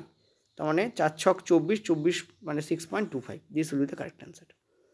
ঠিক আছে, চলো পরেরটাতে। পরের প্রশ্ন দেখো, বলেছে নিম্নলিখিত কোনটি স্ত্রী প্রজননতন্ত্রের অংশ নয়? ফিলোপিয়ান টিউব, ডিম্বাশয়, ডিম্বনালী, ভাস ডিফারেন্স। তোমরা জানো যে ভাস ডিফারেন্স হচ্ছে পুরুষ প্রজননতন্ত্রের অংশ, তো কারেক্ট অ্যান্সার ওটাই হবে। দেখে নাও অ্যান্সার। তো this is the correct answer. এটা কিন্তু আমার যদি মনে হচ্ছে এটা 9 দাগ হলো। ঠিক আছে, টাইম বেশি লাগছে কেন, মাত্র 9টা প্রশ্ন হয়েছে, কারণ প্রথম দুটোতে প্রশ্ন ছিল সেগুলো ম্যাথ ছিল, ডিসকাশন করতে হয়েছিল সেই জন্য। ঠিক আছে, তো this will the correct answer, vas deferens. তোমরা একটা এনসিইআরটি নর্মালি যে ত্রিপুরা বোর্ডের বই আছে সেখান থেকে যে রিপ্রোডাকশন সিস্টেম অর্থাৎ জীবনের প্রক্রিয়া সমূহ, এর থেকে তুমি এর অ্যান্সার পেয়ে যাবে, জীবনের প্রক্রিয়া। ঠিক আছে, এখানে আমি বেশি আলোচনা করছি না, তোমরা অনায়াসে এর যে প্রক্রিয়া সমূহ, ঠিক আছে, এর কোশ্চেন্স তোমরা ওখান থেকে পেয়ে যাবে। জীবনের প্রক্রিয়া সমূহ থেকে তোমরা দেখবে ওখানে স্ত্রী প্রজননতন্ত্র আর পুরুষ প্রজননতন্ত্র দুটোরই ওখানে ব্যাপার দেওয়া আছে। ঠিক আছে, ত্রিপুরা এনসিইআরটি কিন্তু প্রচুর চেঞ্জ হয়েছে, আমি বারবার বলবো, প্রচুর চেঞ্জ হয়েছে, অনেক কিছু অ্যাড হয়েছে এনসিইআরটিতে, অনেক কিছু বাদ গেছে। চলো নেক্সট পরেরটা। ভাবলাম তোমাদের একটু পড়িয়ে দিই, দেখিয়ে দিই কোথায় আছে। তো দেখো পুরুষ প্রজননতন্ত্র, এটা তোমাদের কেমন করে জীবেরা জনন করে ওই চ্যাপ্টার অন্তর্গত। লাইভ প্রসেসের মধ্যে এটা নেই, এটা হচ্ছে লাইভ প্রসেসের থেকে একটু নিচে আছে। ঠিক আছে, সরি ফর দ্যাট। তো তোমাদের আমি এটা পড়িয়ে দিই। এটা হচ্ছে বলছে দেখো যে আচ্ছা ভাস ডিফারেন্সিয়েশনটাই পড়িয়ে দিই। ঠিক আছে, ভাস ডিফারেন্স কোথায় আছে দেখো, শুক্রাশয়ে যে শুক্রাণু উৎপাদিত হয় তা ভাস ডিফারেন্সের মধ্য দিয়ে বাহিত হয়, এবং এই ভাস ডিফারেন্স মূত্রথলি থেকে আগত একটি নালীর সাথে যুক্ত হয়। অর্থাৎ ভাস ডিফারেন্স শুক্রাশয় থেকে বাইরে শুক্রাণুকে নিয়ে আসে এবং সেটা মূত্রথলির মধ্য দিয়ে শেষ পর্যন্ত পেনিস থেকে নির্গত হয়। ঠিক আছে, তো এইভাবে গঠিত মূত্রনালীটি শুক্রাণু এবং মূত্র উভয়ের মধ্যে একটি সাধারণ পথ হিসেবে ব্যবহৃত হয়। মনে রাখবে, ভাস ডিফারেন্স থেকে শুক্রাণু মূত্রনালীতে যায়, এটা হচ্ছে ইম্পর্টেন্ট ফ্যাক্টর। ঠিক আছে, ভাস ডিফারেন্স কোনটা? এখানে দেখো একটা ছবি দেওয়া রয়েছে, তুমি ক্লিয়ারলি দেখতে পাবে। ছবিটাকে একটু বড় করে দেখাই। দিস ইজ ভাস ডিফারেন্স, দেখতে পাচ্ছ? এইটা হচ্ছে তোমাদের ভাস ডিফারেন্স। ঠিক আছে, আর এই ভাস ডিফারেন্স দেখো, এই যে মূত্রনালী, দেখো এই ভাস ডিফারেন্স এই পুরো গিয়ে দেখো এই যে মূত্রনালীর সঙ্গে দেখো অ্যাড হচ্ছে। ঠিক আছে, আর যেখানে ভাস ডিফারেন্স মূত্রনালীর সঙ্গে অ্যাড হয় সেখানে একটা গ্রন্থি থাকে যেটাকে আমরা প্রোস্টেট বলি। এছাড়াও সেমিনাল ভেসিকেল বলে আরেকটাও গ্রন্থি কিন্তু এর পাশে থাকে। ঠিক আছে, ওকে, দেখো এখানে ক্লিয়ারলি দেখতে পাচ্ছ শুক্রাশয় থেকে, এই হচ্ছে শুক্রাশয়, এই হচ্ছে শুক্রাশয়। এই শুক্রাশয় থেকে শুক্রাণু বাইরে আসতে কোন পথে? ভাস ডিফারেন্স দিয়ে বাইরে আসছে। এটা একটা নালিকা, এবং ভাস ডিফারেন্স কার সাথে মিলিত হচ্ছে শেষ পর্যন্ত? সেটা কিন্তু মিলিত হচ্ছে তোমাদের এই যে এখানে প্রোস্টেট গ্রন্থি আছে তার সাথে, এই যে এখানে প্রোস্টেট গ্রন্থি আছে তার সঙ্গে মিলিত হচ্ছে। ঠিক আছে, মানে শুক্রনালীর সাথে এই যে ভাস ডিফারেন্স, একে অনেক সময় শুক্রনালীও বলা হয়। এই শুক্রনালী বা ভাস ডিফারেন্স কার সাথে মিলিত হচ্ছে? দেখতে পাচ্ছ মূত্রনালীর সাথে মিলিত হচ্ছে। ঠিক আছে, ক্লিয়ার হচ্ছে? এই মূত্রনালী এবং ভাস ডিফারেন্স যেখানে মিলিত হয় সেখানে ছোট্ট করে একটা প্রোস্টেট গ্রন্থি থাকে। হয়েছে? ওকে, আচ্ছা, এবার একটা জিনিস দেখো, স্ত্রী জননতন্ত্রের অংশগুলো কী কী? দেখো এখানে পরিষ্কার বলা রয়েছে, সেটা হচ্ছে ডিম্বনালী, দেখতে পাচ্ছ ডিম্বনালী, এই হচ্ছে ডিম্বাশয়, এই হচ্ছে জরায়ু, এই হচ্ছে সার্ভিক্স, এই হচ্ছে যোনি। ঠিক আছে, আর এই যে পুরোটা দেখতে পাচ্ছ এটা হচ্ছে জনন মানে জরায়ু গহ্বর। ঠিক আছে, দিস ইজ জরায়ু গহ্বর, মাতৃগহ্বর। ঠিক আছে, মায়ের গর্ভ, যেখানে আমরা সবাই একদিন ছিলাম। ঠিক আছে, তো ডিম্বনালী, ডিম্বাশয়, জরায়ু, এই হচ্ছে ব্যাপার। অনেকে, আমি একটা জিনিস বলি, দেখো আমাদের সোসাইটিতে না সেক্স নিয়ে কথা বলা, সেক্সুয়ালিটি নিয়ে কথা বলা, এই দুটোকে না ব্যাপকভাবে বাজেভাবে দেখা হয়। অথচ আমরা যখন স্ল্যাং ল্যাঙ্গুয়েজ ইউজ করি তখন মায়ের গর্ভকেই বাজে ল্যাঙ্গুয়েজ বলে আমরা চালাই। এই হচ্ছে আমাদের culture basically. This is human, এটা হচ্ছে আমাদের কালচার। তো শুধরে যাও, যেখান থেকে আমরা জন্মাই তাকে বাজে ল্যাঙ্গুয়েজ ইউজ করা উচিত নয়। যাই হোক, চলো, ওকে, তো এই জায়গাটা তোমরা একটু ভালো করে পড়ে নিও। এটা হচ্ছে পেজ নাম্বার, এটা এনসিইআরটি তোমাদের যে ত্রিপুরা বোর্ডের বই আছে তারই, এটা হচ্ছে পেজ নম্বর 137-এ আছে। ঠিক আছে, চলো, কি বলেছে দেখো, বলেছে 2 ohm, 3 ohm, 4 ohm, 6 ohm, 12 ohm, 5টা রোধ আছে। এটা কুণ্ডলীর সমন্বয়ে তৈরি। তো সর্বাধিক এবং সর্বনিম্ন যে রোধ পাওয়া যাবে তাদের কথা জিজ্ঞেস করেছে। তো আমি তোমাদের একটু আগে কি বলেছি, যখন আমরা শ্রেণী বর্তনীতে এদেরকে অ্যাড করব তখন বেসিক্যালি কী হবে, এরা R1, R2, R3 এইভাবে কী হবে, এরা অ্যাড হতে থাকবে। তাহলে এখানে 2 + 3 + 4 + 6 + 12, তো 6 আর 4 10 আর 12 হচ্ছে 22, আর এখানে তোমাদের কত রয়েছে? 5, 22 আর 5-এ কত? 27। ঠিক আছে, তো 27 ওহম হচ্ছে সর্বোচ্চ রোধ। এবার শ্রেণী হয়ে গেল, এবার আমাদের সমান্তরাল বর্তনী হবে, অর্থাৎ প্যারালাল সার্কিটিং হবে। তো প্যারালাল সার্কিটিংয়ে আমরা কী পাই? আমরা পাই 1/R, আর 1/R এর ভ্যালু আমরা কী পাই? 1/R1 plus 1/R2 plus 1/R3 plus, এইভাবে আমাদের যেতে থাকে। ঠিক আছে, তো 1/R এর যে ভ্যালু আমরা এখান থেকে পাবো 1/R1 মানে কত? 1/2 প্লাস 1/3 প্লাস 1/4 প্লাস 1/6 প্লাস 1/12। ঠিক আছে, এখানে আমরা দেখতে পাচ্ছি আমাদের 12 তো হবেই, কারণ এলসিএম কী নেবে? 12 নেবে। সেটা আমাদের কত হবে? 6, এটা আমাদের কত হবে? 4, এটা আমাদের কত হবে? 3, এটা আমাদের কত হবে? 2, এটা আমাদের কত হবে? 1। ঠিক আছে, সো 12।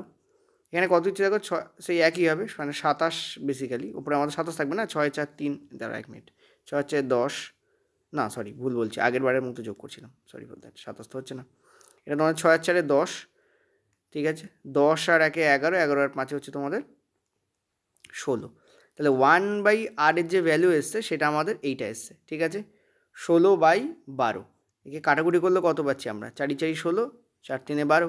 তাহলে আর এর মান কী করে পাবো আমরা? 3/4 পাবো, আর 3/4 মানেই কিন্তু 0.75। তো this will be the correct answer. Always মনে রাখবে, সমান্তরাল বর্তনীতে যে রোধ হবে, যে রোধ এখানে দেওয়া থাকবে তাদের থেকে কম হবে। সমান্তরাল বর্তনী দিয়ে রোধ হবে, এখানে যে রোধগুলো দেওয়া থাকবে তাদের যে সর্বনিম্ন রোধ তার থেকেও কম হবে। ঠিক আছে, দেখো এখানে সর্বনিম্ন রোধ কত ছিল 2 ওহম, তার থেকেও দেখো কম এসছে। ক্লিয়ার হয়েছে? আর শ্রেণী বর্তনীতে যে রোধ হবে সেটা যে সর্বোচ্চ রোধ তার থেকেও দেখো বেশি হবে, দেখো বেশি হয়েছে। চলো পরেরটাতে, এটা সম্ভবত 11 দাগের প্রশ্ন ছিল। পরের প্রশ্ন কি বলেছে দেখো, সালোক সংশ্লেষের সময় 6টি জলের অণু তৈরি হয় কোথা থেকে? তো আমরা জানি যে একটা মিনিট, হ্যাঁ 12 অণু যে তোমাদের H2O থাকে সেখান থেকে। তো first option will be the correct. Question করেছে দেখো, দেখে নাও অ্যান্সার, দেখে নাও। এই হচ্ছে কারেক্ট অ্যান্সার হবে, 12 অণু যে জল নেওয়া হয় তার থেকে হয়। ঠিক আছে, অ্যান্সার আমাদের কী হবে? এটা হচ্ছে তোমাদের 12 দাগের প্রশ্ন ছিল। ঠিক আছে, 6CO2 6H2O equal to 66H12O6। ঠিক আছে, আর তোমাদের এটিপি তৈরি হয় এর সাথে, আর এখানে অক্সিজেনও থাকে 6O2। ঠিক আছে, এই তোমাদের তৈরি হয়। ঠিক আছে, বোঝাতে পারছি আমি? ওকে, চলো। আচ্ছা, আরেকটা জিনিস, এইটা তোমাদের কিন্তু এদিকে আমি লিখেছি, ঠিক আছে, আর এটা তো তোমাদের সালোক সংশ্লেষ, তো সালোক সংশ্লেষে এটিপি উৎপন্ন হবে না, এটা বেসিক্যালি শ্বসনে হয়। ঠিক আছে, এই যে এটা এদিকে হবে, এদিকেই লিখেছি বাট তলায় লিখেছি, তোমরা হয়তো বুঝতে পারবে না। একটা কাজ করি, এখানে লিখে দিচ্ছি 6O2। ঠিক আছে, এখানে না প্রশ্নটা একটুখানি আমার অড লেগেছে। প্রশ্নটা অ্যাকচুয়ালি আমার মনে হয় এটা শ্বসন হওয়া উচিত, কারণ বেসিক্যালি শ্বসনের সময় 6টা জলের অণু পাওয়া যায়, সালোক সংশ্লেষিত জল ব্যবহার হয়। ঠিক আছে, আমি পরের প্রশ্নে যাওয়ার আগে একটু দেখলাম, এটা সালোক সংশ্লেষিত জল ব্যবহার হয়। ঠিক আছে, জল উৎপন্ন কী করে হবে? তোমরা যদি শ্বসন দেখো, শ্বসনে কী হয় জানো তো? শ্বসনে C6H12O6 অর্থাৎ গ্লুকোজ, এবং সেখানে আমরা ব্যবহার করি অক্সিজেনকে, অর্থাৎ এই পার্টটা ব্যবহৃত হয়, এই পার্টটা ভেঙে যায়, ভেঙে গিয়ে কী উৎপন্ন হয়? 6CO2 উৎপন্ন হবে, 6টা জলের অণু পাবো, H2O-কে পাবো, আর কি পাবো? এনার্জি পাবো। ঠিক আছে, তো জানি না এখানে কি জিজ্ঞাসা করেছে, তোমাদের হয়তো বলেছে যে এইটাই কি এইটা, এটা হয়তো জিজ্ঞেস করেছে। ঠিক আছে, বেসিক্যালি একটা মিনিট দাঁড়াও, জাস্ট মিনিট। এক্স্যাক্টলি এই প্রশ্নটা কী বলতে চেয়েছে আমার মাথায় তো ঢুকছে না, সোজা কথা বলতে সত্যি কথা বলছি, মনে হচ্ছে প্রশ্নটা মিস্টেক আছে, কারণ 12 অণু জলে কোথা থেকে পাচ্ছে এটা তো আমি প্রথম কথা বুঝতে পারছি না। এটা গেল প্রথম কথা, কারণ আমি যখন লিখতে আরম্ভ করলাম তখন প্রশ্নটা মানে আমার কাছে মিনিংলেস লাগছে। এটা গেল। আর একটা জিনিস যেটা তোমাদের বলি, অ্যাকচুয়ালি 6CO2 এবং 6H2, সেটা C6H12O6 তৈরি করে আর 6CO2 তৈরি করে। এটা হচ্ছে তোমাদের সালোক সংশ্লেষের সময় হয়। ঠিক আছে, সালোক সংশ্লেষ। আর এটা হয় তোমাদের শ্বসনে। সেটা কি হয়? এই যে গ্লুকোজ আছে সেটা অক্সিজেনের সাথে, মানে এই যে যেটা তৈরি হলো সেটাই আবার ভাঙে, 6HCO2 এবং 6H2 উৎপন্ন করে, মানে যেটা সে এক্স্যাক্টলি গাছ কী করে, যা নিচ্ছে সেটাই সে পরিবেশে ফিরিয়ে দিচ্ছে এবং তার সঙ্গে আরও এনার্জিকেও ফেরাচ্ছে। ঠিক আছে, একটা জিনিস মাথায় রাখবে, এই যে অক্সিজেন সালোক সংশ্লেষে উৎপন্ন হয়, এই অক্সিজেনের সোর্সটা কি মনে রাখবে। দেখো CO2 তেও O2 আছে, এই যে জল আছে তাতেও ও আছে, এই অক্সিজেনের সোর্স কিন্তু জল, এটা অলওয়েজ মাথায় রাখবে। এটা দিয়ে কিন্তু রেল অনেক সময় প্রশ্ন দেয়, বাট এটার আমার মাথায় ঢুকছে না কী বলতে চাইছে, বাট এটা থেকেই কিন্তু এই O2 তৈরি হয়। এটা কি হয় জানো? সূর্যালোক যেটা পড়ছে সেটা দিয়ে এই ওয়াটারকে এখানে ভেঙে দেওয়া হয়, হাইড্রোজেন এদিকে চলে আসে, যেটা হচ্ছে আমরা এই হাইড্রোজেনটাকে এখানে পাই আমরা, আর অক্সিজেন রিলিজড হয়ে CO2, অক্সিজেন রিলিজড হয়ে 6O2 তৈরি করে। ঠিক আছে, এই হচ্ছে ব্যাপার। অর্থাৎ এই যে O2 তার সোর্স কি? তার সোর্স কিন্তু কার্বন ডাইঅক্সাইড নয়, তার সোর্স হচ্ছে জল। আর যে পদ্ধতি এটা ভাঙে তাকে বলা হয় ফটোলাইসিস। তাকে কি বলা? তাকে বলা হয় ফটোলাইসিস, অর্থাৎ লাইসিস বাই ফোটন। লাইসিস শব্দের অর্থ হচ্ছে ব্রেকডাউন, মানে ভাঙন। কী দ্বারা ভাঙছে? ফোটন কোনো দ্বারা ভাঙছে, মানে লাইট দ্বারা ভাঙছে। জলের ভাঙন, স্প্লিটিং অফ ওয়াটার, জলের ভাঙন কী দ্বারা হচ্ছে? লাইট দ্বারা হচ্ছে, এটাকে বলা হয় ফটোলাইসিস। ঠিক আছে, এটা তো বলে দিলাম, বাট আমি যে আমাদের এই প্রশ্নটার আমি বুঝতে পারছি না 12H2O এটা কেন লিখেছে আমি জানি না। যাই হোক, চলো আমাদের পরের প্রশ্নে চলো।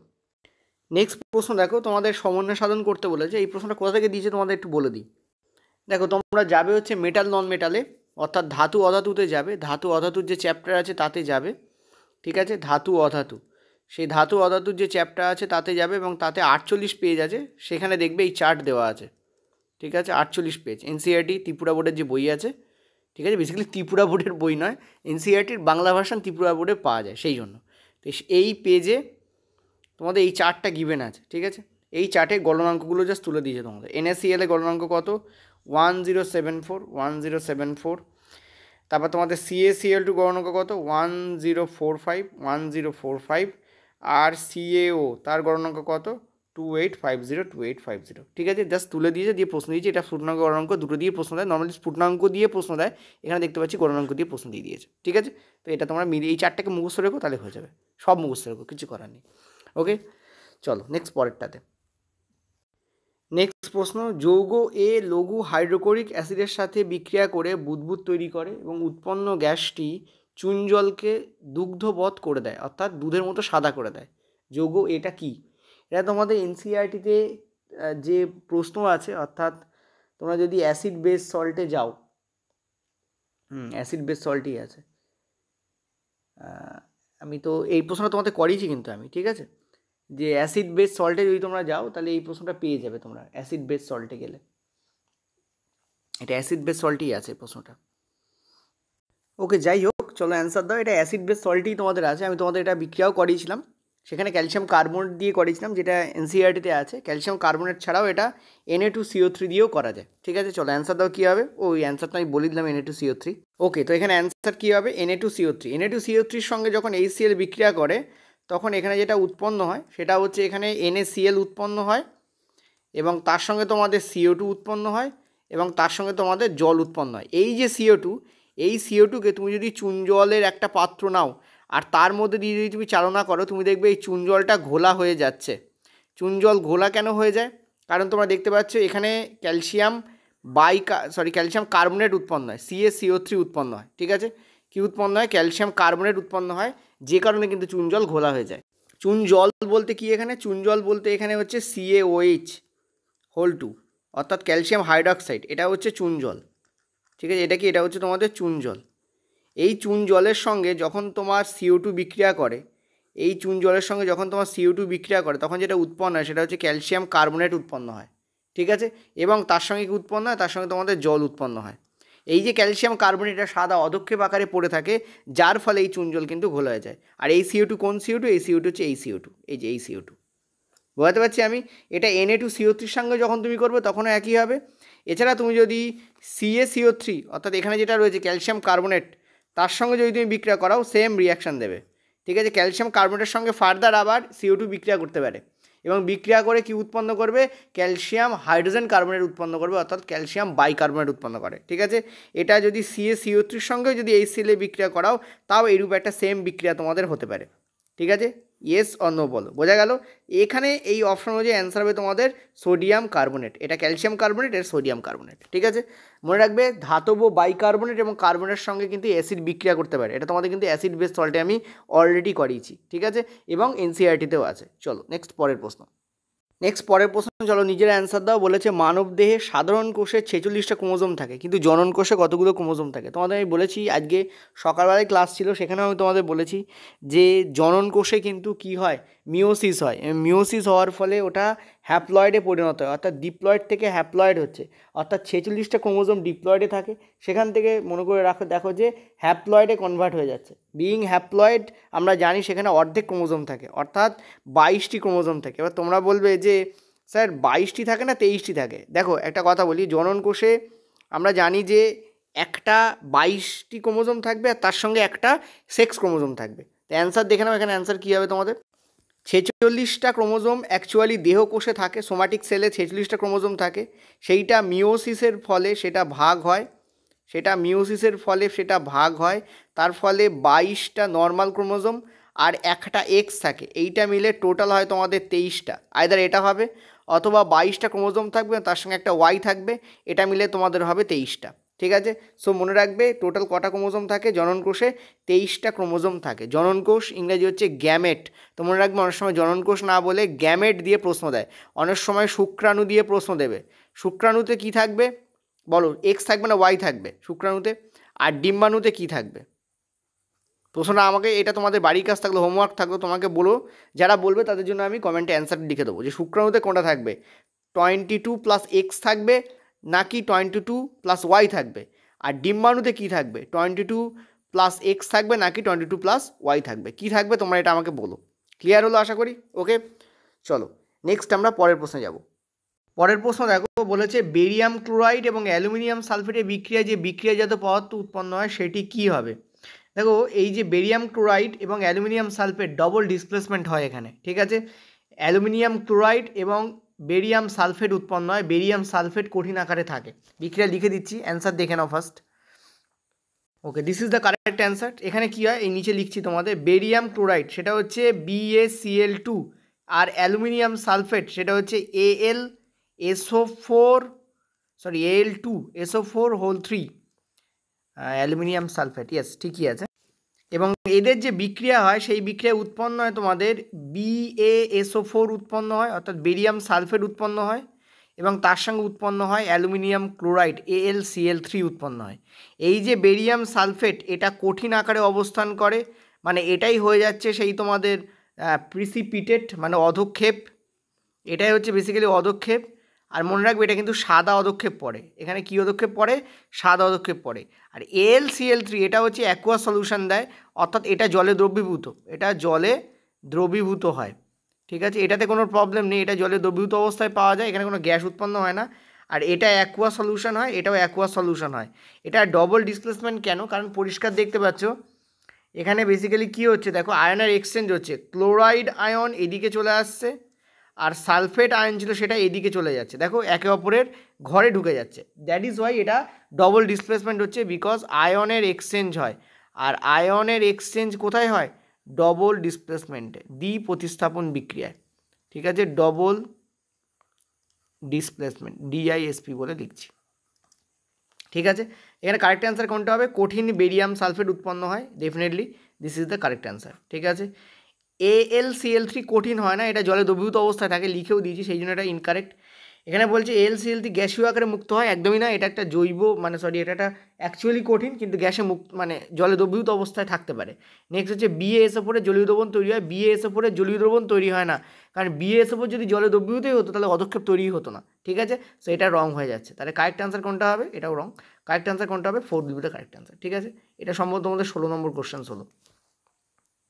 নেক্সট পরের প্রশ্ন, 17 দাগের প্রশ্ন, কি বলছে তোমাদের, বলছে একটি গর্ভমুণ্ডে স্থানান্তরিত হওয়ার পরে পরাগরেণুর কি ঘটে। ফার্স্ট, পরাগরেণুর কি ঘটে, তো চলো এটা আমরা এনসিইআরটি থেকে একটু পড়ে নেই, জেনে নেই কি হয়। দেখে এটা বেসিক্যালি তোমাদের যে বিভিন্ন জীবের যে জনন কার্য আছে ক্লাস 10-এর এনসিইআরটির তার অংশ। এখানে তোমাদের কি বলছে দেখো, যে পরাগরেণু একটি উপযুক্ত গর্ভমুণ্ডের ওপর পতিত হওয়ার পরে একে গর্ভাশয়স্থিত স্ত্রী জননকোষের নিকট পৌঁছতে হয়। পরাগরেণু হচ্ছে পুং গ্যামেট, তাকে স্ত্রী গ্যামেটের কাছে পৌঁছতে হয়, নইলে নিষেক সম্ভব নয়। এবার ও তো পড়ে আছে গর্ভমুণ্ডে, এই দেখো ও এই গর্ভমুণ্ডে পড়ে থাকে, ঠিক আছে। এই যে গর্ভমুণ্ড দেখতে পাচ্ছ, এই গর্ভমুণ্ডেও পড়ে। এবার একটা নালিকা এখান থেকে তৈরি হয়, যে নালিকা পথে ও কিন্তু কোথায় যায়, স্ত্রী জননকোষের কাছে যেতে পারে, ঠিক আছে। তো এটাই এখানে বলেছে দেখো, যে এই কাজের জন্য পরাগরেণু থেকে একটি নালিকা বৃদ্ধি পেয়ে বেরিয়ে আসে, মানে এই নালিকা কিন্তু পরাগরেণু থেকে বেরোয়, নালিকা কিন্তু কোনোভাবেই স্ত্রী জননকোষ থেকে বেরোয় না, ওই একটা নালিকা তৈরি করে যে পথে ও কী করতে পারে, স্ত্রী জননকোষের কাছে পৌঁছতে পারে, ঠিক আছে। এবং এই নালিকা এবং ডিম্বাশয়ে পৌঁছানোর জন্য গর্ভদণ্ডের মধ্য দিয়ে অগ্রসর হয়, ঠিক আছে। নিষেকের পরে জাইগট বা ভ্রূণটি বারবার বিভাজিত হয়ে ডিম্বকের মধ্যে একটি ভ্রূণ গঠন করে। এই পার্টটা তোমরা ভালো করে পড়ে নেবে, তাহলে এখানে অ্যান্সার কী হবে, প্রথমে পড়ার পরই ও নালিকা তৈরি করতে থাকে, ঠিক আছে। চলো, তার মানে এখানে অ্যান্সার কী হবে, এখানে অ্যান্সার হবে লাস্ট ওয়ান, যে এটি ডিম্বকে নিউক্লিয়াসে স্থানান্তর করার জন্য একটি নল বৃদ্ধি পায়, ঠিক আছে। এই ডিম্বকে নিউক্লিয়াস স্থানান্তর করার জন্য, এই ডিম্বককে নিউক্লিয়াসকে কী করতে হয়, স্থানান্তর করতে হয়, তার জন্য কী দরকার, একটা নল দরকার। এখানে দুটো পয়েন্ট এক্সট্রা লেখা আছে। নিউক্লিয়াস স্থানান্তরণটা কী, সেটা হচ্ছে যখন দুটো কোষ অনেক দূরে দূরে আছে তাদের মধ্যে কিন্তু নিউক্লিয়াসের স্থানান্তরণ হয়, নিউক্লিয়াসের স্থানান্তরণ না হলে তাদের মধ্যে যে ডিএনএ আছে সেটা স্থানান্তরণ হবে না, সেই জন্য নিউক্লিয়াসের স্থানান্তরণ প্রয়োজন হয়, ঠিক আছে। এটা এক্সট্রা জিনিস লেখা আছে, বাকিগুলো অ্যান্সার হবে না, 4 দাগ এখানে কারেক্ট অ্যান্সার হবে। চলো পরেরটা, পরের প্রশ্ন দেখো, যে নিম্নলিখিত কোন যৌগটি সমযোজী যৌগের এক্সাম্পল। অ্যান্সার হবে তোমাদের এইটা, অর্থাৎ দেখতে পাচ্ছ এখানে ফসফরাস অক্সাইডের অ্যান্সার দেওয়া রয়েছে, P2O5 phosphorus oxide. Phosphorus oxide কেন, দেখো ফসফরাসও একটা এখানে দেখতে পাচ্ছি, এবং অক্সিজেন। ফসফরাস কি, এটা একটা নন মেটাল মানে অধাতু, এটা একটা অধাতু, সিমিলারলি এটাও একটা অধাতু। অধাতু অধাতু যখন যুক্ত হয়ে যৌগ গঠন করে তখন সেটা সমযোজী যৌগ হয়। ঠিক আছে, এখানে ইলেকট্রনের শেয়ারিং হয়, নট পেয়ারিং। কী হয় এখানে? ইলেকট্রনের কী হয়? শেয়ারিং হয়, নট পেয়ারিং। NaCl এটা হচ্ছে সোডিয়াম, মানে এটা ধাতু, আর Cl এটা হচ্ছে অধাতু। ধাতু অধাতু মিশলে যেটা হয় সেটা হচ্ছে ইলেকট্রোভ্যালেন্ট বা তড়িৎযোজী যৌগ তৈরি হয়। কি যৌগ তৈরি হয়? তড়িৎযোজী যৌগ তৈরি হয়। মেটাল নন মেটাল খুব ভালো করে করেছি। এটা হচ্ছে ক্যালসিয়াম, এটা হচ্ছে অক্সিজেন, দেখতে পাচ্ছ তড়িৎযোজী যৌগ তৈরি হবে। এটা হচ্ছে ম্যাগনেসিয়াম, এটা হচ্ছে ক্লোরিন, একটা ধাতু একটা অধাতু, তড়িৎযোজী যৌগ তৈরি হবে। তা কোথায় তৈরি হবে সমযোজী যৌগ? এইখানে তৈরি হবে। ওকে, চলো নেক্সট পরেরটাতে। নেক্সট পরের প্রশ্ন দেখো, ম্যাগনেটিক ফিল্ড লাইন্স কী করে না? তোমাদের বলেছি বারবার আমি, যদি একটা ম্যাগনেটকে এখানে রাখো, এটা নর্থ, যদি এটা সাউথ হয়, ম্যাগনেটিক ফিল্ড লাইন্স নর্থ দিয়ে বেরিয়ে সাউথ দিয়ে প্রবেশ করে, নর্থ দিয়ে বেরিয়ে সাউথ দিয়ে প্রবেশ করে ম্যাগনেটের বাইরে, আর ভেতরে কি করে? সাউথ দিয়ে ঢোকে এবং নর্থ দিয়ে বেরোয়। অর্থাৎ ভেতরে এরা সাউথ থেকে নর্থের দিকে যায়, বাইরে এরা নর্থ থেকে সাউথের দিকে যায়, কিন্তু এরা একে অপরকে ইন্টারসেক্ট করে না। এটাই লেখা আছে do not cross each other. তো this will be the correct answer. এটা ইংলিশেই আছে তোমাদের, do not cross each other. ঠিক আছে, চলো নেক্সট পরেরটাতে। নেক্সট পরের প্রশ্ন, এটা হচ্ছে আমাদের লাস্ট প্রশ্ন, 20 দাগের প্রশ্ন এটা। ঠিক আছে, অনেকগুলো প্রশ্ন ছিল, বাট সেই প্রশ্নগুলো একদমই এলেবেলে প্রশ্ন, সেই জন্য আমি তোমাদের জন্য রাখিনি এখানে। এই যে 20টা টপ প্রশ্ন সেগুলোই রেখেছি। বলেছে তার জুড়ে 3 ভোল্টের বিভব পার্থক্য প্রয়োগ করে 0.1 অ্যাম্পিয়ার একটি ধ্রুবক তড়িৎ প্রবাহ একটি তামার তারের মতো প্রবাহিত করলে তারের রোধ কী হবে? দেখো, একটা তোমাদের আমি ত্রিভুজ এঁকে দিচ্ছি, এই ত্রিভুজটা একটু মাথায় রাখবে, ভেরি ইম্পর্টেন্ট। ঠিক আছে, এই ওপরে যেটা থাকে সেটা হচ্ছে ভোল্ট, এখানে যেটা থাকে সেটা হচ্ছে আর এই পাশে যেটা থাকে সেটা হচ্ছে আই। ভি ইকুয়াল টু তাহলে কী হবে? খেয়াল করো আমি এখানে কী লিখেছি, V equal to R into I. ঠিক আছে, আর ইন্টু আই। আচ্ছা, আর ইকুয়াল টু কী হবে তাহলে? V by I. দেখো ভি এর তলায় আই আছে। আচ্ছা, আই ইকুয়াল টু কী হবে তাহলে? সেটা হচ্ছে ভি বাই আর। দেখো এখানে ভি বাই আর আছে। তো এই ত্রিভুজটা মনে রাখলে এই 3টে ফর্মুলাই তোমার মনে থাকবে। এবার এখানে কি বলেছে দেখো, তারের রোধ কত হয়, অর্থাৎ আর বার করতে বলেছে। আর ইকুয়াল টু কী হবে আমরা জানি, ভোল্ট বাই আই। ভোল্ট আমাদের কত বলেছে দেখো, 3 ভোল্ট বলেছে, 3। আর আই আমাদের কত বলেছে? 0.1। তাই এখান থেকে কী পাবো? এই দশমিক জন্য একটা শূন্য চলে যাবে, তাহলে 30 ohm. This will be the correct answer here. Okay, এই 20টা প্রশ্ন তোমাদের ছিল। PDF তোমাদের একদিন বা দুদিন পরে দিয়ে দেওয়া হয় নর্মালি। আমাদের যে হোয়াটসঅ্যাপ গ্রুপ আছে তাতেও দেওয়া হয়, আমাদের যে টেলিগ্রাম চ্যানেল আছে তাতেও দেওয়া হয়। সব যে লিঙ্ক আছে, অ্যাপের লিঙ্ক ইত্যাদি যে লিঙ্কগুলো আছে সেগুলো তোমরা ডেসক্রিপশন বক্সে পেয়ে যাবে।